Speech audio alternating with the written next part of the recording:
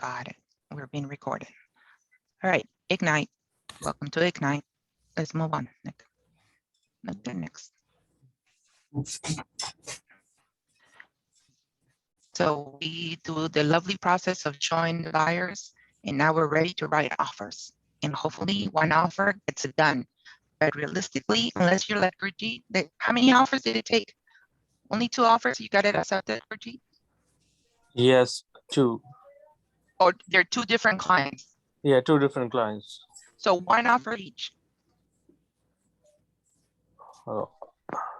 Yes? You're not audible. Can you please repeat what you said? Did you only 1 offer each? Yes. Bravo, definitely. That's a home run right there for Gurjeet. But in this market, we usually write more to get 1.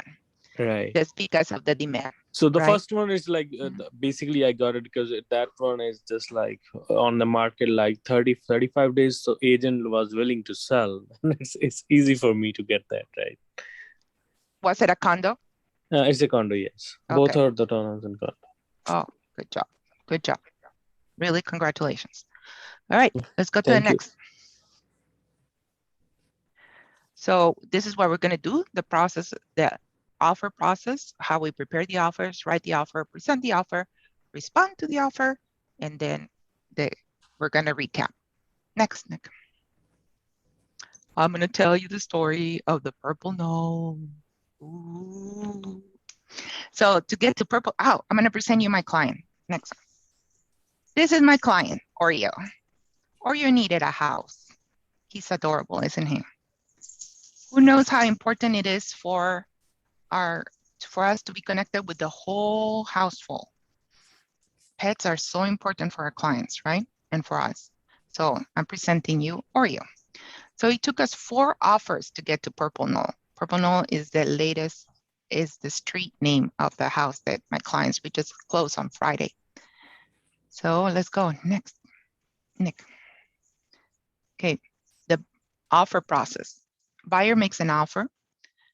The seller responds in one of 3 ways. First, it counters the offer, and then we go into negotiation. That's the best response. Well, that's not the best. The best one is the second one, which accepts the offers, and then we start the escrow process. And then the third one is either rejects the offer, right? But even though you're rejected, you should always reach out and say what happened and see maybe there's something to be done there. The best tip I can give you from my experience is you need to connect with the listing agent when you're making an offer. You need to know everything about them. You need to know what are their expectations, why are the clients selling, where are they moving, do they need a rent back, do they want to keep the washer and dryer? All those details need to be upfront before you write the offer. Did you find out those things, Gurjeet, for your offers when you wrote? Yes, I do. I just like more in touch with the listing agent, whether you can get like where their stands, what they're exactly what they're thinking, what their seller's expectation, all that stuff. Correct. It's very important because most likely, well, on yours, they were staying, condos are staying a little longer. But if you're writing a single family home, Melissa, how many offers did you had on yours, on your Willow Glen? We had 10 offers. And did the agents call you to know all this information? Yes, and a lot more than just 10 agents called. Oh, yeah. And did you put all this in Disclosure.io? What did you use? I did. I used Disclosure.io.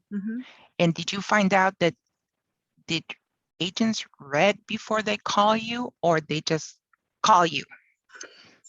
Some did read, and I really appreciated that. Others just called, and I would let them know, you know, I have that information on the MLS. I have that information in Disclosure.io. But yeah, there was quite a few that just called. So that's our very my next step to you, please, as a listing agent, because we have a high volume right now of calls. It's kind of annoying. We're just humans. Yeah. Everybody's just human, okay? Yeah. So the more prepared you are before you pick up the phone, the better. Read everything, buyer remarks, Disclosure.io, download the link, everything. be very efficient with the listing agent communication. Okay. I did watch too, when they would give me their name, I'd pull it up really quickly to see if they had been in there or not. And I did, I very, very much appreciated that. And those calls were much more effective. Exactly. Yeah. So why did they win in this offer, in your offer, particular offer? They did not have the highest price, but they had the best terms. Okay. Yeah. Yeah. So each case is so unique according to the sellers. Yeah. So it's very important, guys. So how many of you know or do not know what disclosure IO is? What am I talking about? Anyone doesn't know what disclosure IO is? I've seen it. That's where they have like the inspection report and like some information, like the contract. Like I've seen it before, and it could be like quite lengthy. Like I've seen one that had like 500 pages before. Oh my goodness. Yes. Yeah. If it's this was the HOA docs in that the one. HOA docs. Yeah. Okay. Nick, can we change to a disclosure IO? I know if I start share screening, it will Want me to stop. just pick up random? one? Veronica, no, just click on the Veronica file. Yeah, just give me a moment. So I'm going to take you into the first file. One of the offers we did is Veronica. So this is a real life last week kind of thing. Do you want to continue? You're on. So we did 4 offers. The first one was a fixer upper, but we didn't, my offer had a contingency, and that goes to the term part.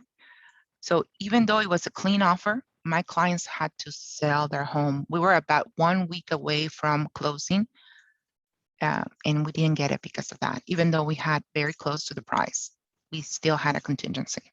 Okay. Did you have to go above asking, Brigitte, or were you able to get a deal to your client? The first one is way under, and the other one is way over. Way over. Yeah. So this is disclosure IO, guys. Here in the first one, look, can you click on the cover sheet, Nick? This is what the instructions are usually. This is a paid program. We have Glide.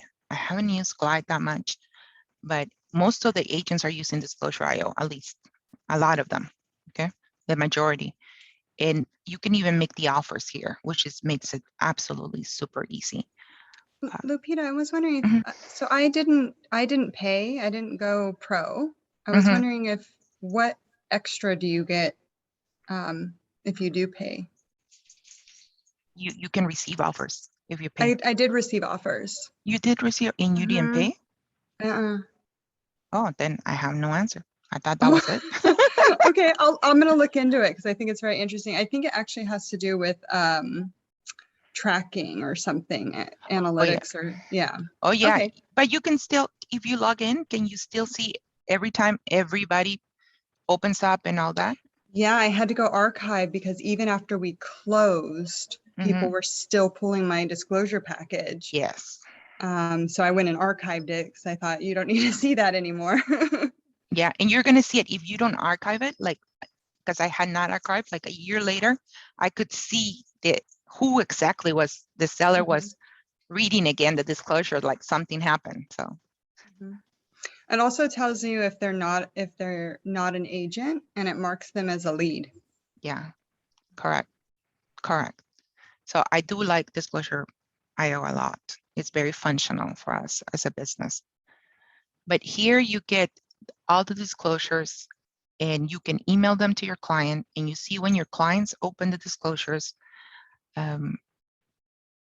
It's a very good management system for it.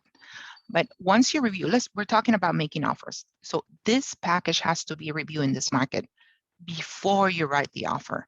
You need to go over it. So on this market, we're doing all the work up front. We're reviewing all the offers.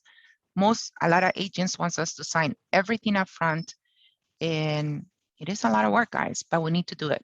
We need to review all these documents and review them with our clients get them signed, and then submit the offer.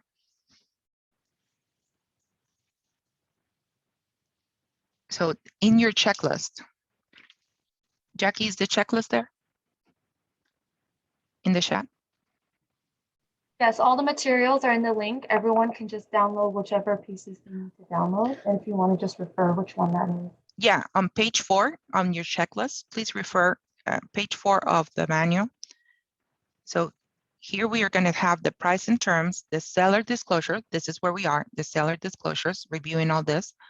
Conveyances, consider the times in the home they will transfer and convey to the buyer.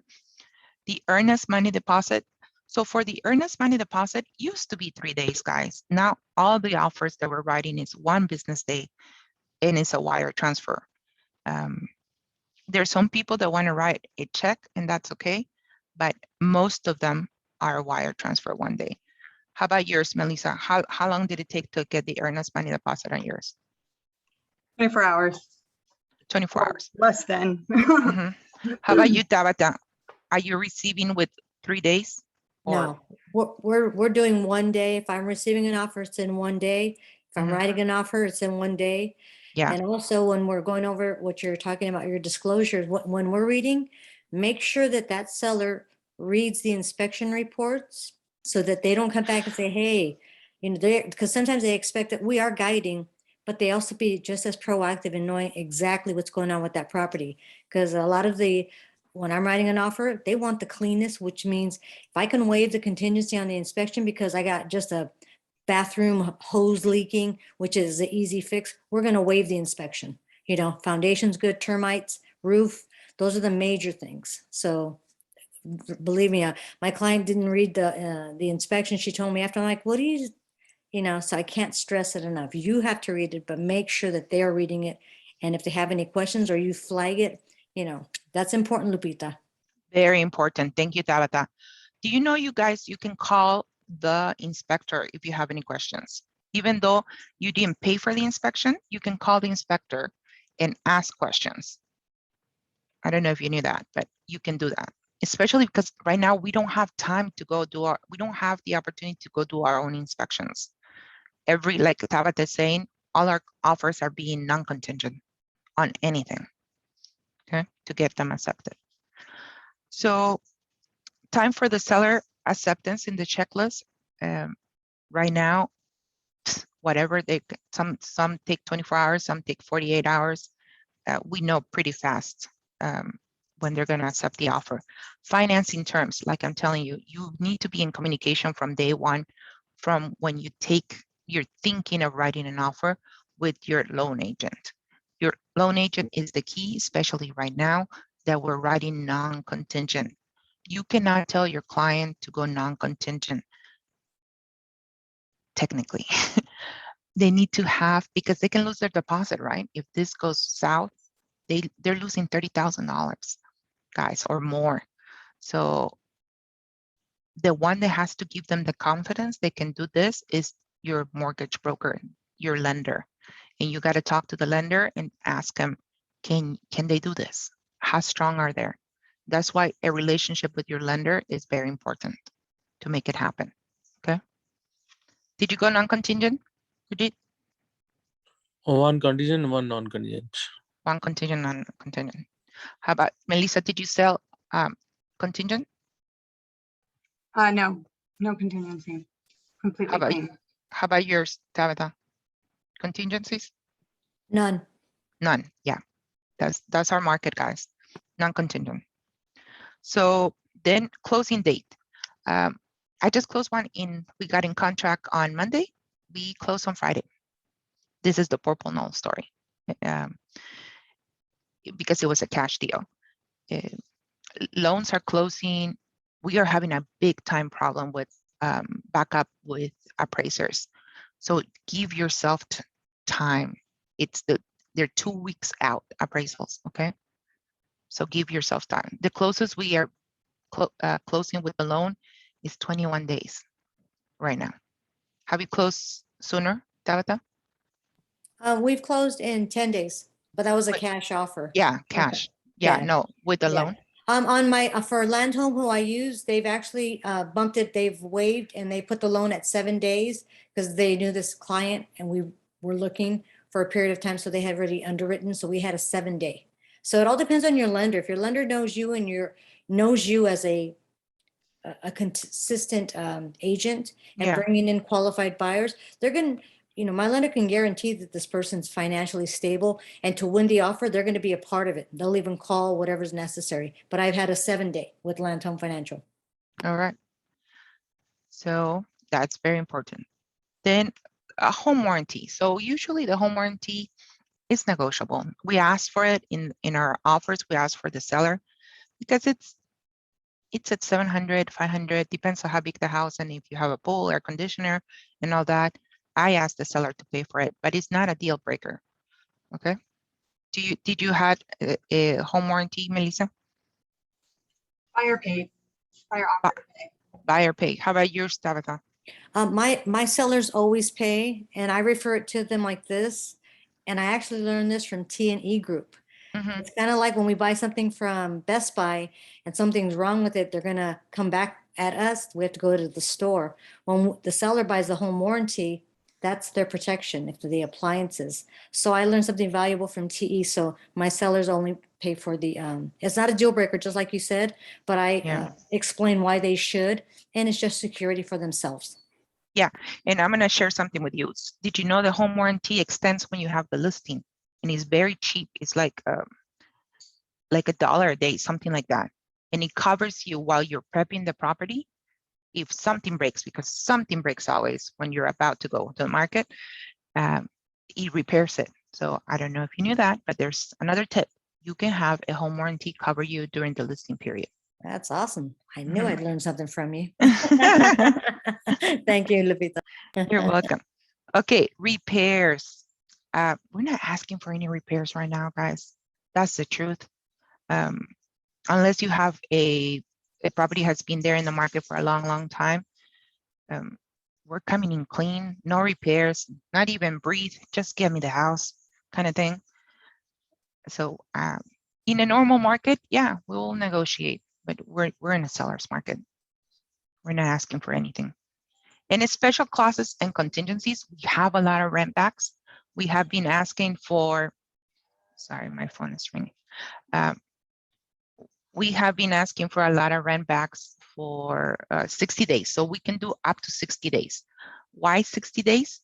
The bank comes and checks on you because most of the properties that we're selling are for owner occupied. If it's an owner occupied property, up to 60 days, they will come and check. That's what the lender gives you for you to move into that house. If it's an investment, it doesn't matter. Okay, that's the difference on that. Another special circumstance, we have negotiated tables, sofas, chandeliers, refrigerator, extra refrigerators, wine refrigerators. You need to talk to the listing agent and see if your clients, your buyers like something specific from the house. You need to put it in the contract. Okay. Now we go to, we're in car. So can we go, Nick, can you open a new form and go to the cover sheet? So this is where we start, usually us writing an offer. So you put Mr. Buyer in the cover sheet, put any name, Mr. Buyer, and Mr. Seller. They meet, they love the house.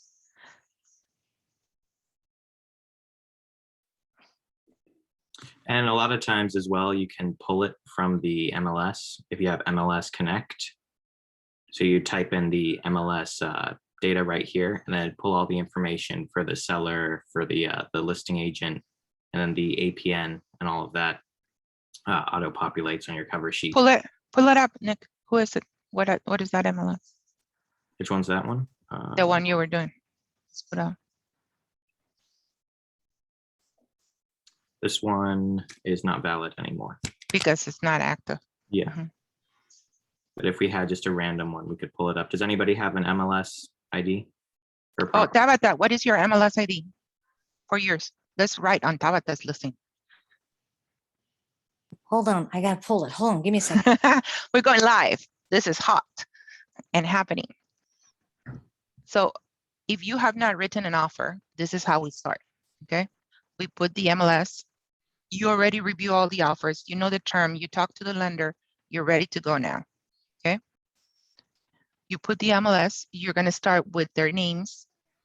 You're going to need, if you pull everything from the MLS, it's going to populate the APN number. So done. If not, you got to pull it from your title company or it's in our MLS listings. You will need that information.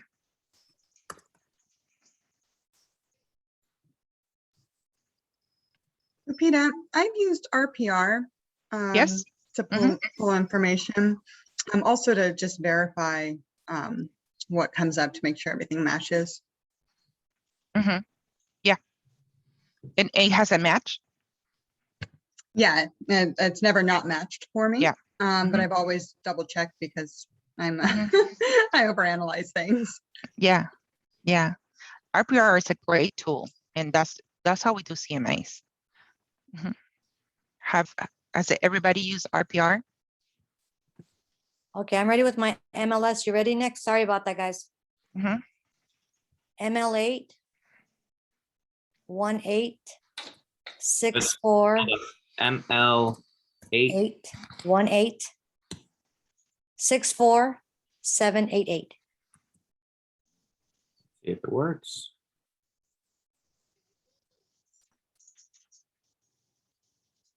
The address look correct. 111 Austin Court. Correct. Then we hit import. Yes.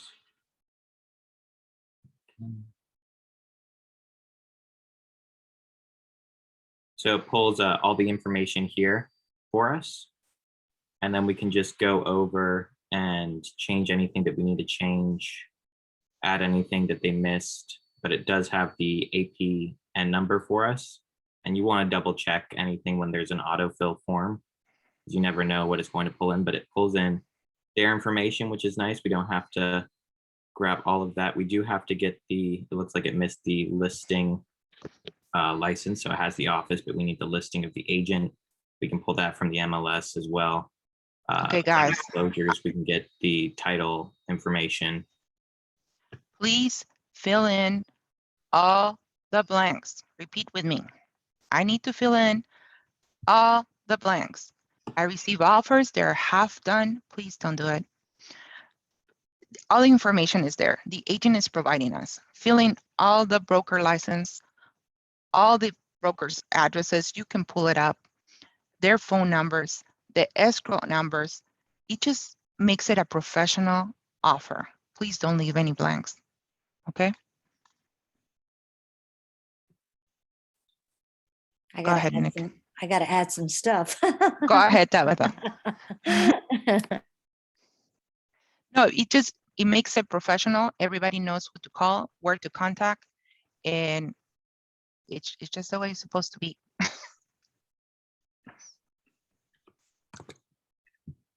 And it's super easy too. If we just grab it from here and we just search it on the MLS, you just copy and paste to put it in the cover sheet.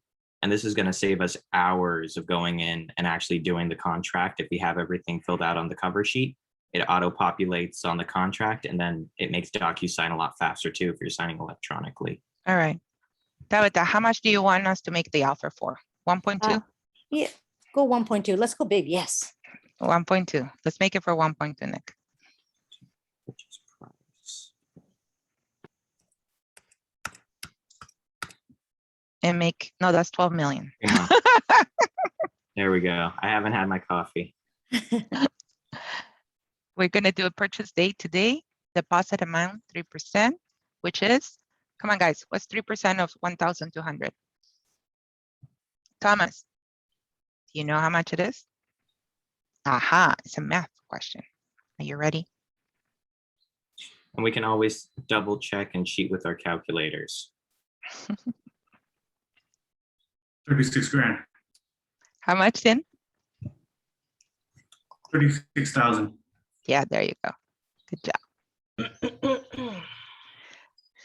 So usually we don't have deposit increases in this market. You should, if you have, but you could, let's say if you wanted to do inspection in the period of inspections, you just put it like 5%, like not like 5,000. And then after you're done with your inspections, you put the rest of the 3%. Okay. That's why that is there. The closing date, give it 30 days. I'll just close.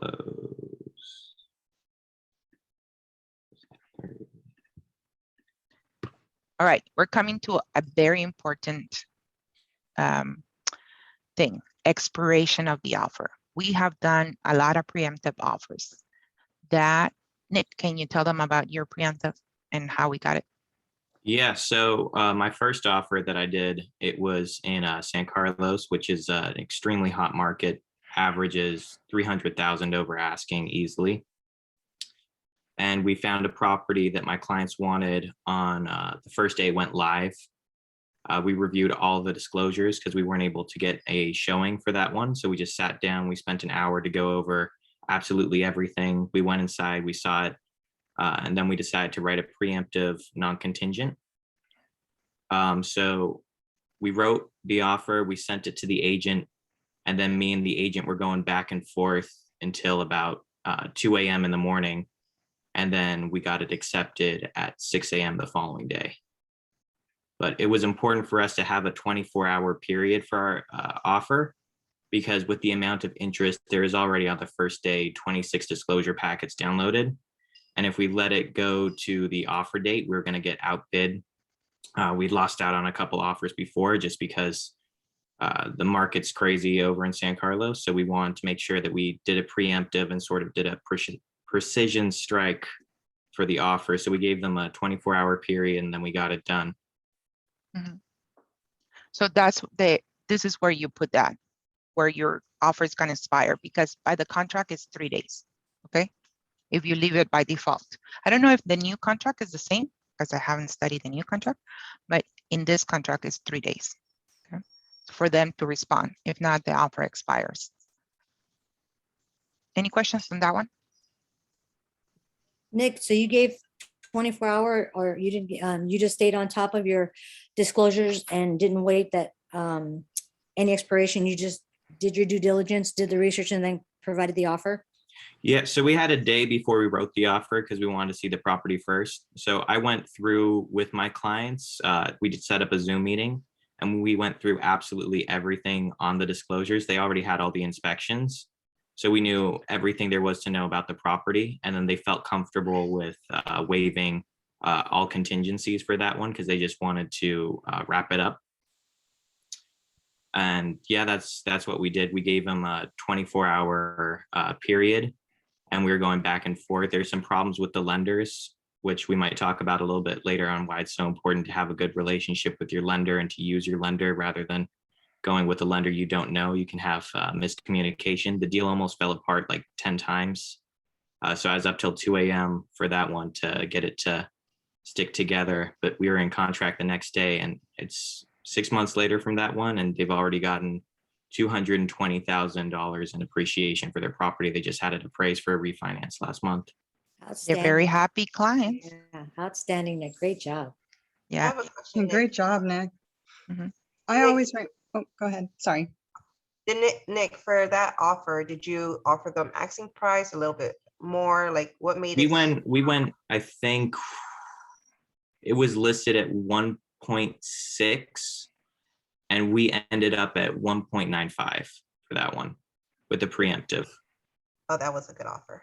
And it was, yeah, because as a listing agent, if you're going to accept preemptive, you have to be able to go to all the other agents who are yelling at you and saying, why didn't you wait to offer date, and show them, hey, look, this offer was, 350,000 over asking.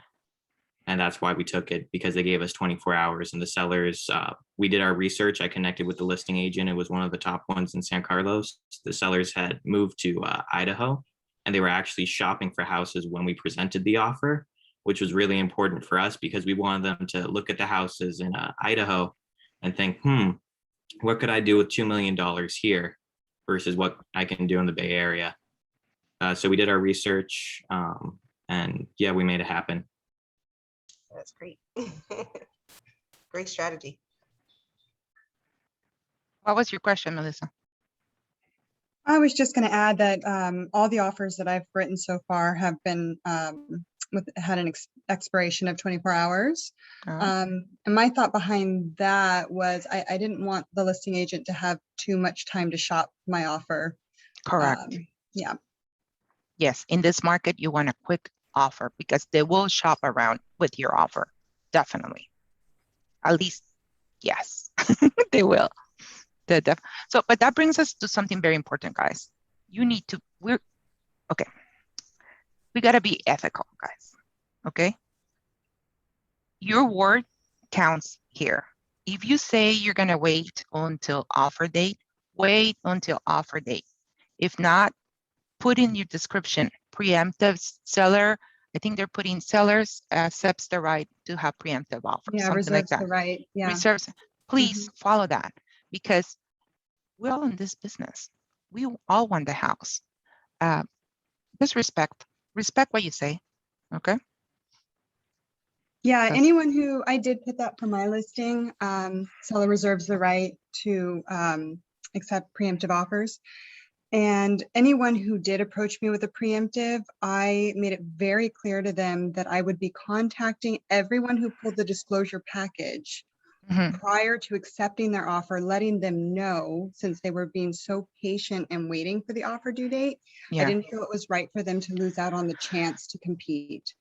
And so I said, you know, you can do your 24 hours expiration, but as soon as the offer comes in, I'm going to contact everyone and let them know there's a preemptive and give them the chance to come in and compete. So I made that very, very clear to anyone who did want to bring in a preemptive. Correct. I think that's the right way to approach this because if somebody just standing by, you don't know who that standing by offer is going to be for your clients.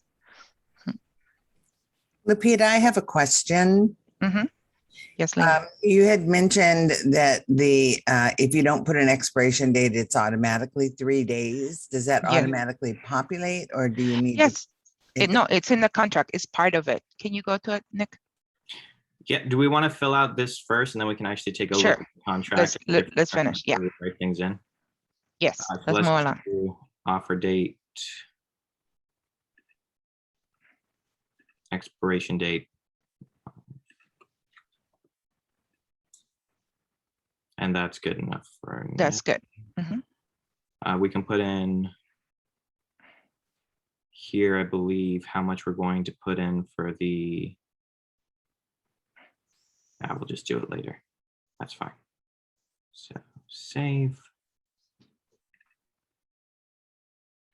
And just a heads up, the form is going to be changing, I believe. Does that go effect in December? So we're not going to spend too much time on the actual contract itself because there's going to be a contract class that everyone should sign up for about the new contract, and they're offered through CAR, and then we're also going to be having one in the office. Yes. In December 1st, I believe, Jackie, right? November 10th. November 10th from 10 a.m. to 1 p.m. and that's going to be taught by Tam. And there'll be another one in December as well. There'll be two. Please attend those, please. We'll be there. That's one thing of this business for everybody that's new. This business is a constant learning business. We learn something. I've been doing this 20 years. Every day, I learn something new. Okay. And I learn from all of you. We teach each other. That's why I really like KW.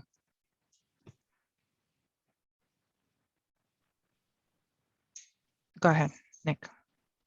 Let's show Linda where it is. For which section are we looking for again? For expiration of the date. It's going to be up here. Yeah, there it is. 31, paragraph 31.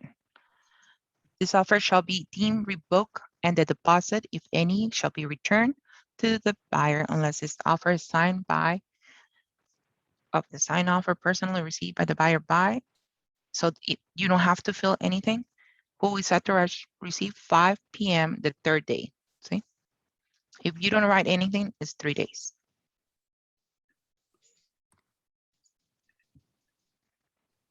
And what's weird about, I've noticed from Carform is for the cover sheet, it's pretty good about the date. But as far as the time, if you want to do the time, even if you put the time on the cover sheet, you want to double check that it has the right time. I mean, I had 5 p.m. there, so I think that's why I didn't change it, but you can make sure if you want to, that it's clear as possible. Because sometimes even, you know, top agents, you never know who's on the other side of the transaction, right? So you want to make everything as clear as possible multiple times if you can, because you never know if they read the fine print. We're pretty good here at KW with learning the contract, you know, having it so good that we almost have it memorized, but we never know who we're operating with. And it could be that they just read the highlighted section when they receive the offers and they don't receive or read the fine print, or they send it to somebody else to read it. So you want to make sure that you make everything as clear as possible. Yes, guys. Make life easier for everybody. And let's stay out of court. That's the goal. Okay, Nick. So can you show them up page 1? We'll go through the quick. I have a Go ahead. question about that section, the expiration section. Sure. There's a little box there. I know some of the other sections in the contract that if that a certain box isn't clicked, it can make a big deal. I see it says or by and then the checkbox. Is that, I mean, if you write it in, it's pretty obvious that it's, you know, the day and time that you want. Yeah. Mm-hmm. If that box isn't checked, can it be interpreted either way? If 'cause I it's feel not like checked, yeah, if it's not checked, it will go only, yeah. It'll it be can the I mean, 3 I would days. check the box and double check everything. I think Yeah. that question would be more for Tam or for Mark, for one of our brokers, Okay. because it's stepping into a little bit of the legal thing. I think most times if it went to arbitration or something like that, it would be intent, interpreted. but Mhm. I don't want to say anything because it's above my pay grade to give information. So just check the box. If you're writing the offer, check the box. What No pay room grade? for interpretation. Just like you said before, make it clear, clear, clear. Yes, make it clear. And we messed up. I messed up in the last offer I just did. I didn't put who was going to pay for the home inspection because we were writing that offer like in the middle of the night.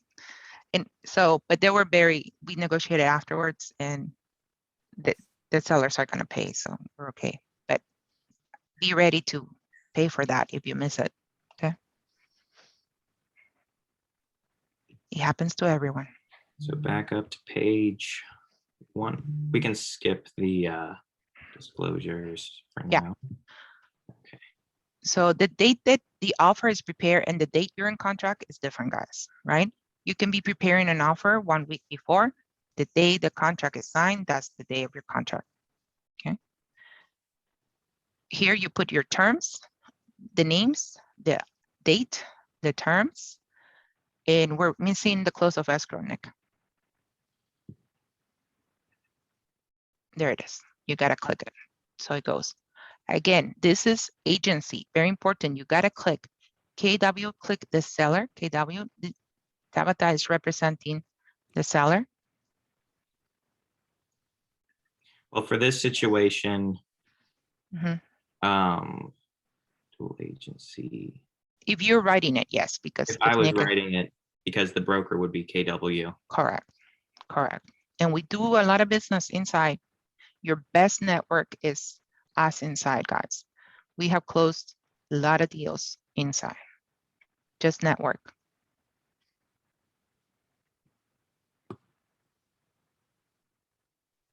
So you will click both, Nick. There you go. And just And put auto yourself. populates everything else, Mhm. even if there is a different agent. So you still want to fill in your information. But if you click it up here, it's not going to let you click a different box for you. Mhm. Yes. Then you go to, of course, Nick has to fill his name and his agency. Very important.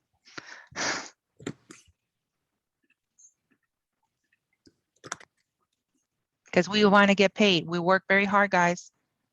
We want to get paid. I just wanted to point something out. and this is definitely like a zip form class. Mhm. But if you create your templates ahead of time, this is what my coach had me do. And then I put all my information, my broker's information, the things that are going to be on every single contract, then that will auto-populate for you there as well. Yes. And if you're starting, I think Anne or Mabel or Anna can help you do that. Who helped you do that, Melissa? Coach Roberta, I'm in Oh, Roberta. coaching. So Yeah. yeah, so she set us up with all of our templates. Zipform has an amazing class on how to start using Zipform and setting up your templates. I highly suggest it. Excellent. Thank you. See, we learn from each other. And yes, I highly suggest that. I have the templates on and it saves you a lot of time. So if it's an all cash offer, that's where you put it. If it's not, if you're finance, please don't click there. And we're going to put, let's say this is a 20% down. So what is 80% of 1.2?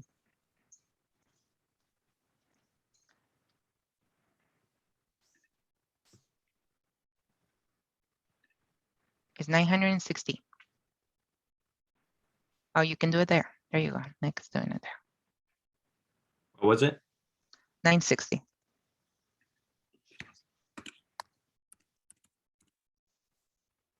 And here's where you define what type of loan you're going to have. Is it a conventional loan? Is it a FHA loan? Seller financing, I haven't done in a long time, but you can do it here.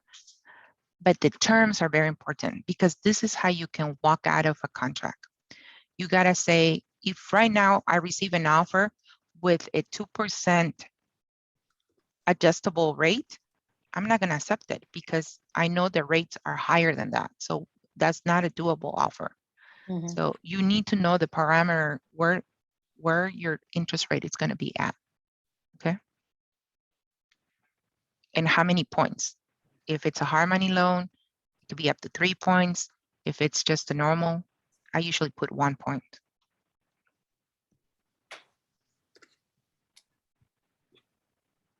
Okay, for our new agents, FHA, you can buy a house with 3.5% down, okay? For a VA, can go with 0%. I haven't done VA loans. Has anybody done a VA loan? My mom No. wrote an offer for a VA. It's beautiful. 0% down, Linda? Yes, Yeah, thank you for your service, right? Mhm. right. 0, they deserve that and more. But it's really tough because, you know, the VA wants every little thing fixed first, you know. Yes, And so if it's not already fixed, then you have to write it contingent. And a lot of places, you know, they don't want the contingencies. They want it straight offer and that's it, you know. yeah. It's very difficult right now in our market to get those offers accepted, I think, even FHA. Unless, even FHA is a condo, you need to be approved. The condo complex itself has to be FHA approved. Yeah, I in did some an cases. FHA recently and I fought with the listing agent for a month. And then she finally was like, okay, let's give it a try. And we were able to close. One of the things I learned though with FHA is it's quite a bit more streamlined than it used to be. And was a lot easier in respects to things needing to be fixed than I think it used to be. But VA, they actually have like inspectors come out, whereas FHA, it's just appraisal. Yeah. Yes. But, Rita, yes. I have a question. I've actually never done an offer with an adjustable. Mine have always been fixed. So anytime that I have something in this ratio, you always just put 1%. That's it, no matter what. I put 1% unless I know I'm coming with a hard money loan. Okay, harmony loan. Okay, yeah. Hard money usually is 3 to 5 points. Okay, perfect. Thank you. Yeah, like for a contractor that is getting a hard money. Peter, can you explain what a harmony loan is? I've not heard of that term. Sure. So a hard money loan, they usually ask you, they qualify the home value by the value. They ask you to come in usually with 30% down. And is a higher rate because you're going to use that money for a short period of time. And the higher rate right now is from 7 to 9%. And they usually use it for flipping because the flipper only holds that house for less than 6 months because each month costs a lot of money on that money. But they're leveraging, right? They're using the leverage to flip it and get the gains. Did that answer, Linda? Yes, thank you very much. Yeah. And it's costly because it's a high risk in short time. And it doesn't matter. Your credit doesn't matter. I didn't mention that. The buyer's credit doesn't matter. It's qualified through the house. Oh, hard money loan. A hard money loan. Mhm. Oh, there we go. I also put the interest rate not to exceed, especially right now, because if you're sitting in escrow for 30 days, and I know the Fed just, Carl came in and talked to us about Yeah. the announcement of rates starting to rise. And I know my client will be fine getting the loan at, 3.2, but if it goes over 3.5, 3.6, it might price them out. Mhm. So I would always go ahead and put there on D1 not to exceed, and then whatever that percentage is that would top them out. Yeah, correct. You have to do that. Mhm. So additional financing terms, this is where we put anything that financing one. Usually this goes if you're seller finance, but because everything else is explained here. Question, would you put hard money loans there in the additional financing term? Because it's not technically cash, right? Correct. So that's where it would go on E? Yes. Mhm. Okay, good to know. Sorry, Thank you. Lupisa, can you, was a loan 960,000? Yes. Okay. Let's so see. Hold on. what is the I six- just oh, put okay. 20% down. Okay, I see. 1,200,000, 1 to 3 times 0.8. Yeah, 960. Mhm. Thanks. And this auto populates here in the offer. Okay, we go to verification of down payment and closing cost. You should have that. Guys, a lot of our clients are just taking screenshots. We need their name, the bank statement. It has to prove this money belongs to them. Don't give me just screenshots. So ask them to print out the statement, okay? Save yourself some time. And we attach verifications with every offer, okay? Appraisal and removal contingency. We're making offers non-contingent, so we're clicking no, okay? Loan terms, the loan application should be done. So we are attaching a letter, and this is where you click the letter. We're removing loan contingency. This is where it gets removed. And if not, you just don't click that, right? You put the number of days that you want to remove the loan contingency. And you can remove it in 17 days. I But- think on the new contract, they're changing the days for all the contingencies to all be 17, so that 21 is going to 17. Mhm. So watch out for the days for the new contract if you're used to just leaving it blank. Mhm. If you are going contingent. Gurjit, are you here? No, Gurjit left. I just wanted to know how many, he got them accepted, how many days he put in his contract. So, okay, this is very important. Lender limits. Give me a second. Let me see if Carl can give me.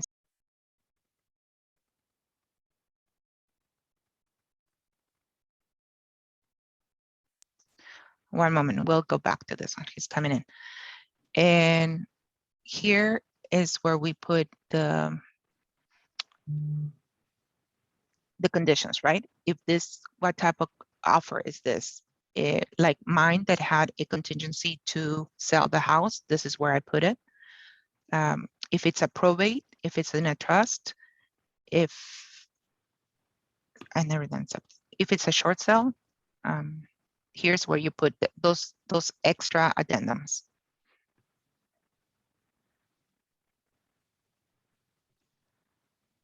Here you go. Give me a second. Carl. Here we go.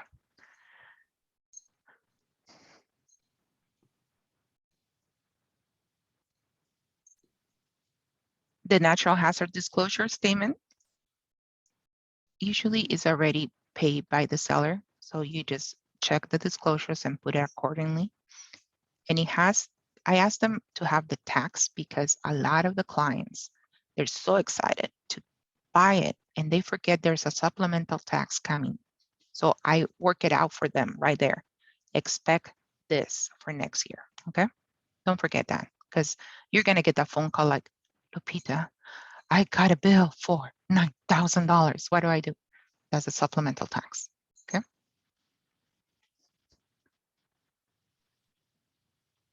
We ask for smoke detectors. We don't ask for anything else because they won't do it. People won't do it. We're not gonna go retrofit a house.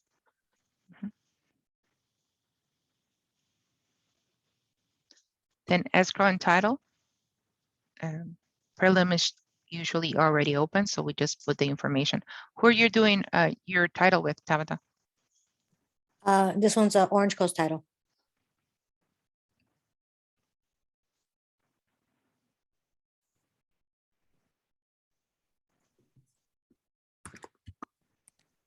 Class is so good, I don't want to jump off. I got to go somewhere, but this Where are is, you going?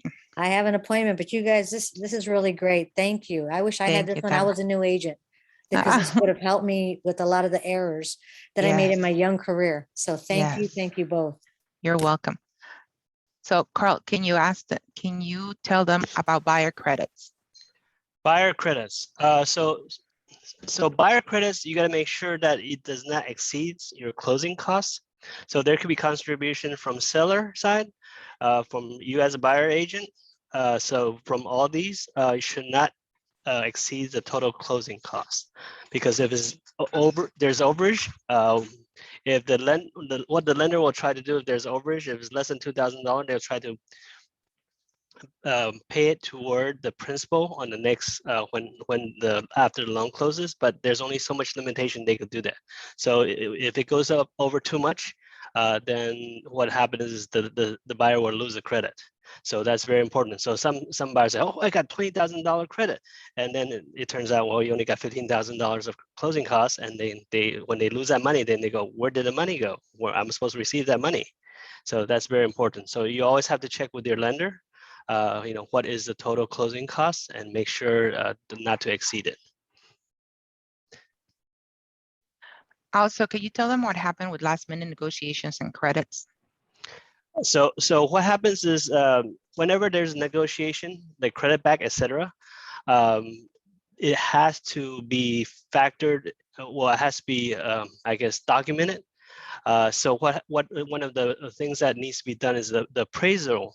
The appraisal report needs to account for what credit the buyer seller provided.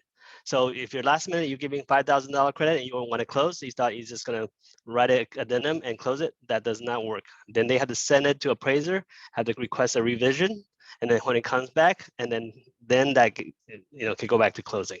So that's going to delay your closing process at least a day, maybe 3 days, depends on how busy the appraiser are. Okay, so make sure not always give the amount of credit that you want to provide as soon as possible, as early as possible. Hopefully no later than when the underwriting first comes out, because by then you should know all the fees, etc. You should have your inspection done, so you know what you're going to ask for, and then get that to the lender as soon as possible, because that has to be factored in right away. So that you don't want to wait until last minute. Whenever you wait until last minute, then you have to go back to underwriting, go back to appraisal, and then that'll delay your closing. Thank you. Okay. And I tell you, so Carl is my husband, and he's a lender. Okay, and he's right there in the office for you if you need him. Let's go, Nick. Continue.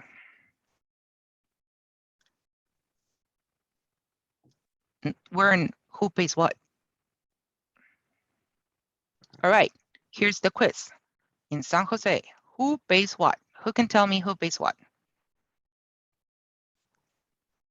There we go. Keller. Who knows who pays the county transfer tax? Seller. Yeah, And city is 50-50 split. yeah. And if you forget this, because sometimes I do, and verify, You just Google it and it's right there in the title company, okay? So each county has, and this, guys, this is customary. Customary is not written in stone. It's negotiable. Everything in the contract is negotiable. Sometimes we have that the buyer pays it as a advantage, even though it's customary the seller pays it, okay? So the seller shall pay usually the homeowner's transfer fees and the documents if this property had HOA, okay?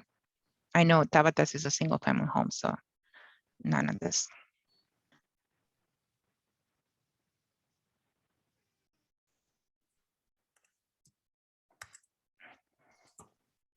And please write it 50-50, spell it out, okay?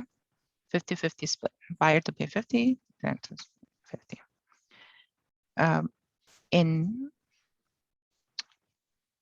then we go to the home warranty.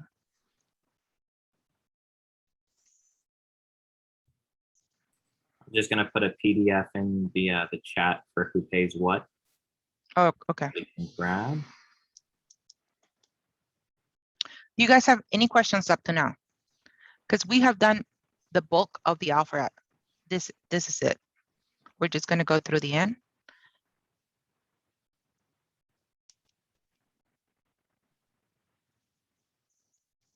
Hi, Nancy. How are you? I'm good, Lupita. I was just going to actually ask you.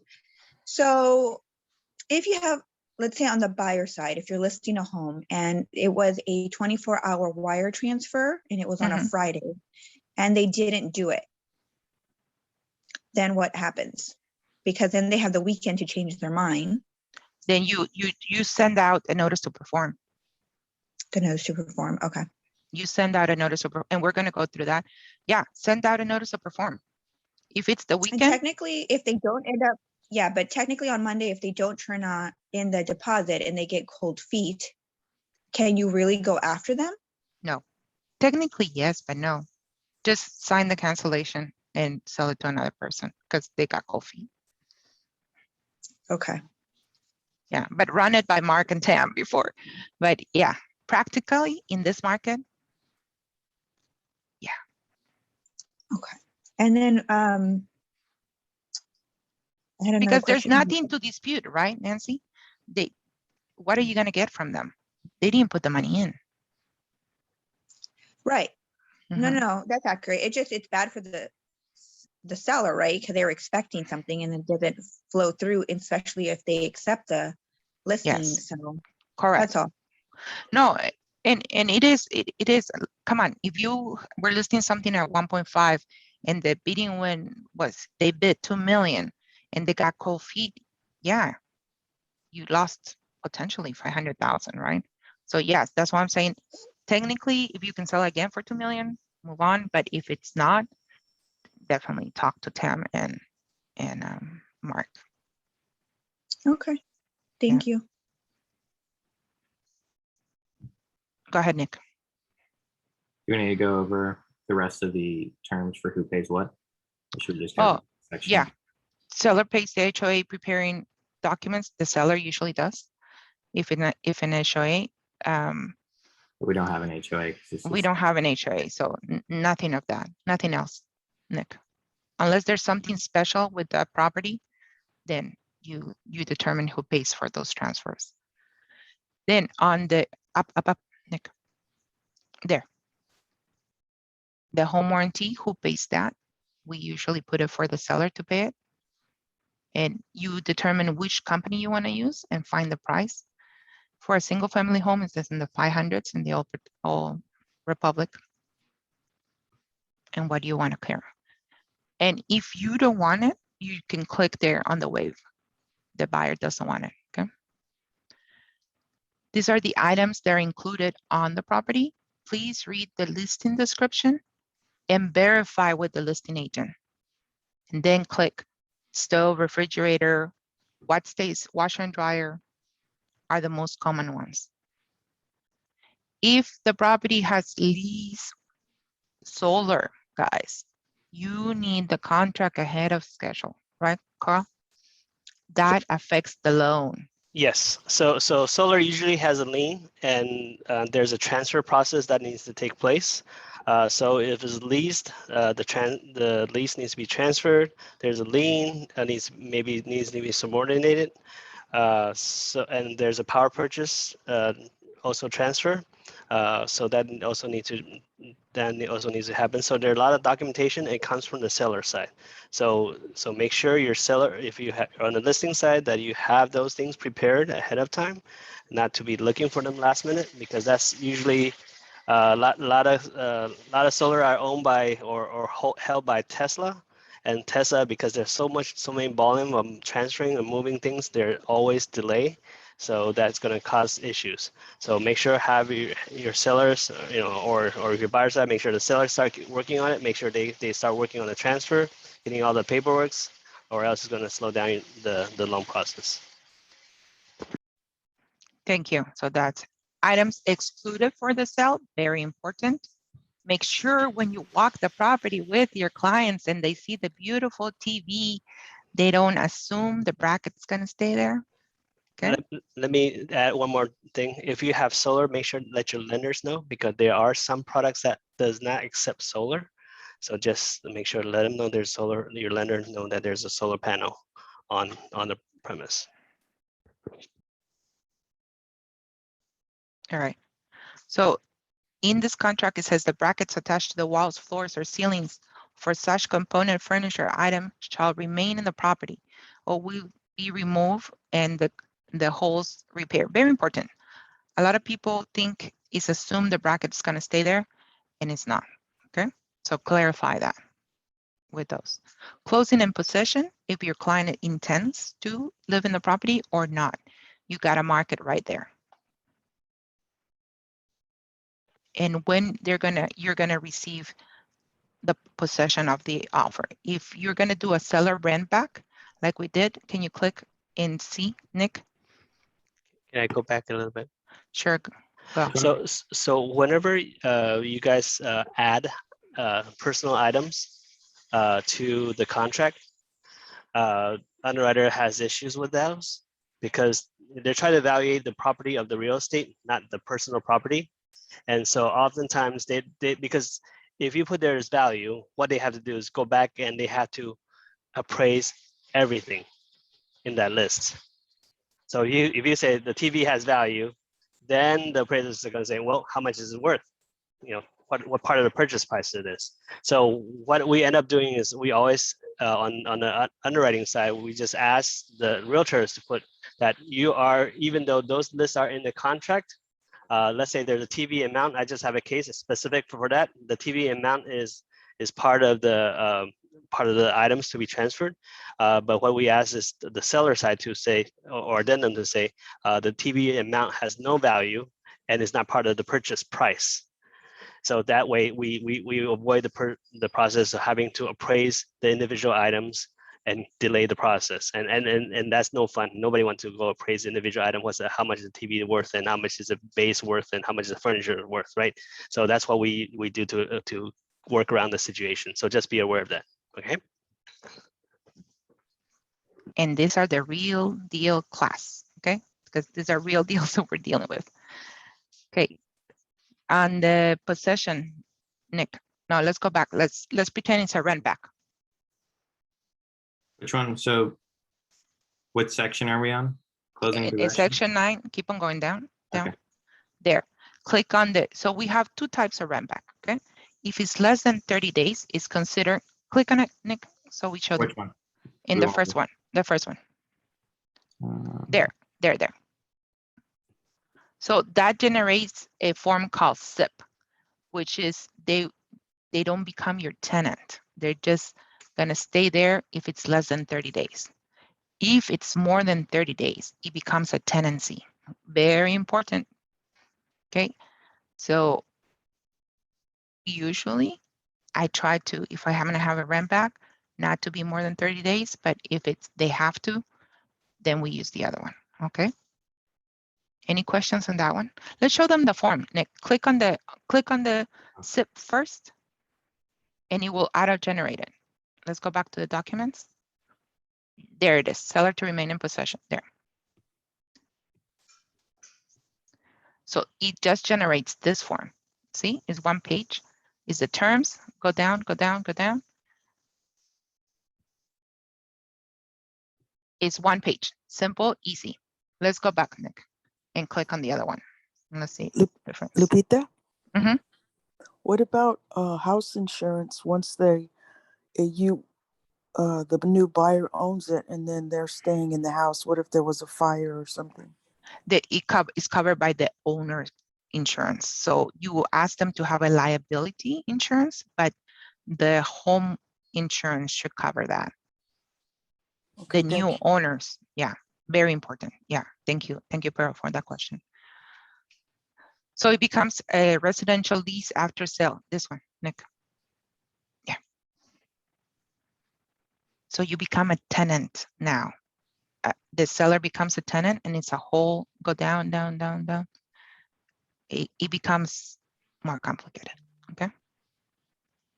You gotta fill this out. And here, in the rent cap, if it's a single family home, you click here in the notice of exemption because that is a single family home and this is exempt from this law, okay? And if you're writing a contract and you have questions, reach out to Mark, reach out to us. I'm happy to help. Okay. Let's go back. We're almost finished on the offer.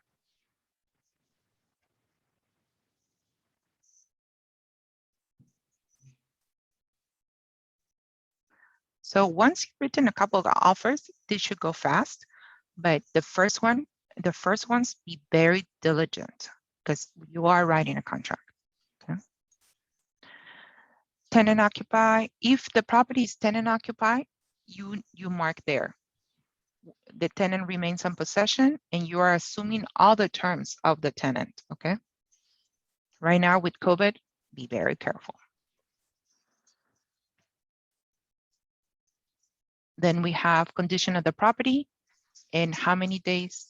That is if it's, sorry, Nick, if it's an HOA, you have how many days to receive the documents. HOAs, can you tell them your story, Nick, how long it took for your HOA to get here? So usually you have a 7-day time window to get your HOA docs. On the last transaction I was doing, it took, I think, close to 15 days. And it pushed back everything. We actually had to extend escrow. But by that time, we got to a point where we had to remove our loan contingency. And this agent was not very friendly or willing to play ball. So it was a lot of back and forth, a lot of screaming and a lot of headaches just because they didn't do what they needed to do. And I probably could have sent a notice to perform after the 7th day if I wanted to get things to speed up. But since the relationship was pretty tense to begin with, we chose to just sort of let things go at their own pace. And luckily we got everything figured out, closed it. So let me interject on the HOA. So there's two parts of the HOA, right? One part is the listing agent is supposed to provide all the HOA documents. So those are the article of organization, the CCNRs, the meeting minutes, reserves, et cetera, et cetera, et cetera. So there's a whole document package that they usually order. Now on the buyer side, the lender's going to do what is called HOA questionnaire or HOA cert. So that is something that the buyer side pays for. And then when you order it, because depending on how busy they are and how each association's management handles it, they could have a third party that handles it, or they have an internal staff that handles it. It could range from $50 to, sometimes, $250 to $350. And so this is where, if things are in a rush, this is where it's critical, because usually there's a way to rush it, and it may be another $100 or $150 that a lot of time, the loan agent or the buyer's kind of unwilling to pay for. And so they have option. Maybe it takes, instead of taking through, if you rush it, it might take 2-3 days, and that may be a price tag of $250 or $350. Or you could do it normal, which could be 10 days or 15 days. So imagine you have a like his case, 15 days. That's probably they ordered it regularly, and then they had to go through a long process of waiting for somebody to fill out a specific lender form that took a long time. And so if they didn't rush it, then that causes your delay. And then for So that, really though, it's up to the lender, right, to follow up with that immediately? Yes, there's that option, when they're ordering the HOA cert to rush it, but it could be a hefty fee. And so the thing is, if the buyer's kind of stingy sometimes, they complain about every single fee, and the lender might go, well, I don't want to cause them another gripe, and so they order normally, normal fees. Usually I just try to order everything rushed if possible, because at the end of the day, it's that little $100 is nothing compared to thousands of dollars that you lose, right? So yeah, you just you just have a good relationship with the lender. Say, hey, there's an HOA. Can you please order order your appraisal rush, order your questionnaire rush, and make sure everything gets in on time. So that way they have the capacity to process it instead of waiting for things to happen. we want to be able to check up on our lenders. So we want to know enough about the lending process that if something's taking too long, we can check up, and then we can, anticipate if we need to go back and renegotiate an extension or do something like that. So make sure you're in constant communication with your lender, especially when you're in contract, because little things like that can become big headaches. There's another thing for that particular HOA, which we were aware of when we went into it. There was a litigation against the HOA. There's some sort of slip and fall case, and underwriting initially cleared it, and then they decided right before we closed to hold it up again. And then they wanted to get a letter from the legal counsel for the HOA. So you always want to make sure that you're anticipating for everything like that before you go into the contract, so everybody understands the situation, so there's no misunderstanding, and you can make sure that everything gets closed as soon as possible. So when there's a litigation on the property, an HOA litigation, just expect to be case by case basis, regardless of which lender tells you, yeah, we should be able to do it. Okay, so because ultimately, they go by valuations. Basically, they're looking for safety. Is there safety issues that's going to impact the property, and then they look at the liability. Is there a lawsuit that could bankrupt the HOA? If the HOA is bankrupt, not enough reserves, then that's going to be an issue. So the thing is, some people could look at it as, oh yeah, this is slip and fall, we'll take care of it, no problem. Is not a not a safety issue or something, and they tell you that. Don't believe it. Okay, don't ever believe, whenever there's litigation, don't believe a lender that's going to tell you it's going to be approved right away. It's always a case by case basis, regardless how good they are. There are specific lenders that handles these type of litigation often. They're called coast to coast. They're one of the lenders that we have to use, available to use. But the thing is, their rate's going to be higher than the normal. So even though it's doable, your borrowers may not like it. So instead of you getting the 3% interest rate, you might be getting a 6% interest rate. So, but it is available. It maybe the opportunity is good enough for them to take it, and then use a lender that could be more tolerant to this type of situation. But even though coast to coast are the pro in handling litigation, they are still case by case basis. Okay, just understand that. So we go to a very important paragraph of the contract that can save us from a lot of litigation, period, okay? And that's 11. Condition of the property, unless otherwise agreed in writing. The property sold as is present condition, okay? Present physical condition at the date of the acceptance of the date. Very important, guys. I had a client with a pool. They say as is, he forgot to service the pool. By the time we were going to turn the house in, it was a swamp. They didn't want to pay for it, but they had to pay to put it back into pristine blue waters, okay? So when you are sitting with your clients, please read this paragraph to them. Make sure they read this paragraph, okay? They All debris and personal property not included in the sale shall be removed at the close of escrow. Seller shall, within the time specified in paragraph 14A, disclose all known material facts and defects. Number one thing you get sued for, not saying what happened. The client say, oh, I forgot. Oh, I forgot. No, I have a session where I sit down my sellers and we go through everything. We jog the memory of absolutely everything. When they painted, when they changed the windows, when they changed the floors, what everything they can. Did somebody die in the property? Did they have pets? When you sit down for the seller property questionnaire, it will jog their memory and write it. Be very diligent on this when you're in the listing side, okay? That's the number one lawsuit because something didn't get disclosed. All right, we move on. Any questions on that one?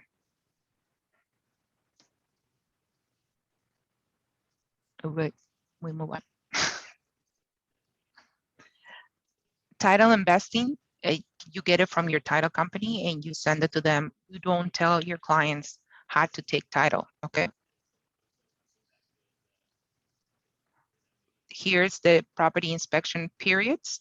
Since we are doing non-contingent, we just click remove all contingencies with this offer. Can you click it? Can you show them how it looks, Nick?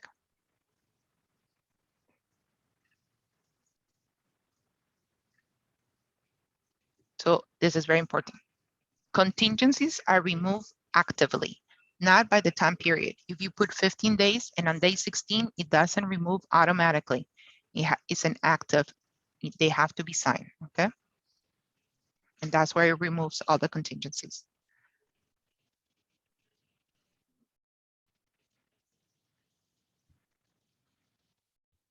We're almost there.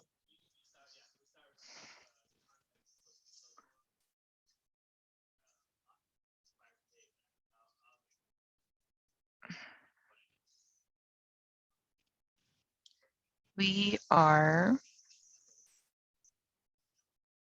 remove all contingencies, notice to the sale to perform.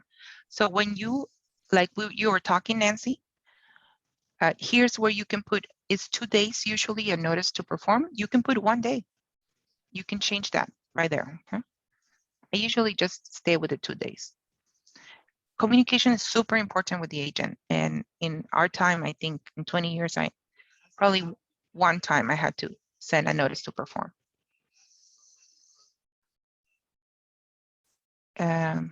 We go down.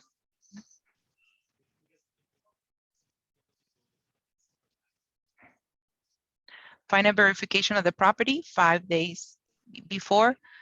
I only had stories of this. People put new grass, and when we went to see the property, they roll it up and took the new grass. That's a no-no. They had to put the grass back. Things like that. So do please go verify the property with your clients. Make sure it's in the as-is condition. Correct. Correct. Liquidated damages. In arbitration, we ask our clients to sign them. And when you guys are reviewing offers, nowadays with DocuSign, if you put it into DocuSign, we'll have it optional. So a lot of clients, when they're filling out the contract quickly, especially right now, since everybody's rushing, they might skip the liquidated damages or the arbitration agreements. So both as if you're presenting an offer, make sure you review the offer for those signatures, especially, and on the listing side, make sure that you review to make sure it wasn't a mistake if you receive one which doesn't have those with the agent. I mean, it's not good form if you're sending something in that doesn't have it filled out correctly, but just double check because you want to make sure that you're limiting it to the 3% for liquidated damages and the arbitration in case there's, you know, a lawsuit or something that could come up. Yeah, you're protecting your buyer on that one, okay? Let's go down, Nick. Okay, time is of the incidence in the entire contract. So we're calendar days, right? Not business days. Let's go down. The expiration, the offer, and the signature. Done. Bravo, you finish your offer. Now what? When you present your offer, can we go back to the Ignite part, Nick?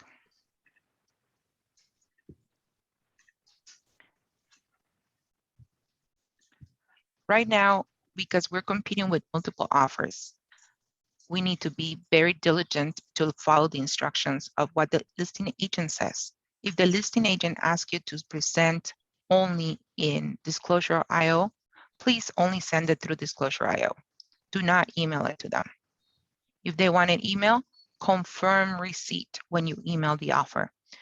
There are no love letters anymore, no presentation letters because of fair housing. So do not include those. You can still present yourself. And that's what we do. We just present ourselves and let them know that we're here for any questions and be responsive to close, and that your team, you have a TC that will help you coordinate, or whomever is in your team, you present yourself.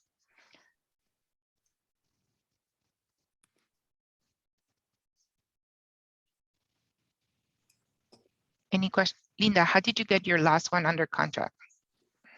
That's for Mine, you. it never went to contract. It wasn't accepted. Oh, it wasn't accepted, but No, what no, both of communication them. you had with the listing agent? Well, on one of them, the listing agent happened to be my daughter, so. Oh, you have very good I had communication. Yes, yeah. The other but I one- gave her only the same information that I gave to every other agent who asked questions. Right, there was no cheating. Hey, that's very ethical, guys. Yeah, it had to be. It had to That be. is very ethical. But the She other was in one, third place, actually. Oh, yeah, well, both of my offers were third place. The other one was San Leandro, and I had a really good rapport with the listing agent, and she was very helpful.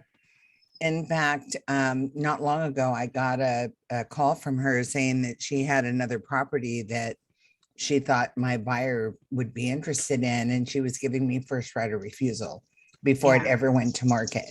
And I was so appreciative of that. I just thought it was so wonderful that she did that. But my Linda, buyer's that- not quite ready yet. that is a great point. That's an absolutely wonderful point for everybody who's starting. Please keep the lines of communication open. You never know. You create relationships. This is a relationship business. Like Linda, she got the opportunity to possibly have her client come in. All those agents call you back and say, hey, I have this coming up. And that's a deal that you can close in the future. Please always be courteous and keep the communication open with with our colleagues. Okay. Thank you, Linda. Thank you for sharing that. Okay, so we done the offer, right? Do we do this, Nick, or we skip this and we go We to can offer? either skip this and do it at the end, or we can. Okay, we'll skip this. And so this is the cover letter they're telling you to do here, but no longer. Do not put any information about your client. Introduce you, but not your client. Okay. So Lupita, for the mhm. cover letter, what I had done is I had changed it from the love letter to an explanation of the terms type letter. Yes. Yeah, and I feel like the listing agents responded with a lot of appreciation of having that up front, that took everything that we did put in the offer and just put it on a nice clean sheet. I'm Yes. sure they went through and looked at it, but yeah. Yes, I think that's the way to do it. We put introduction to ourselves, and we put purchase price, terms, all the terms that we just spoke. Deposit, close of escrow, no contingencies or rent back, and summarize it for them. Correct? Do you put anything else, Melissa, on yours? I actually created a template in Command. Ooh, can you show and- us? Oh boy, yeah, let me get it up. Give me 1 second. Welcome to Put You on the Spot class. It's an interactive class. This is better than going by the book. We go by what worked for us. Any question? Tin, any questions? How's it going? How are we doing? No, ma'am. No questions.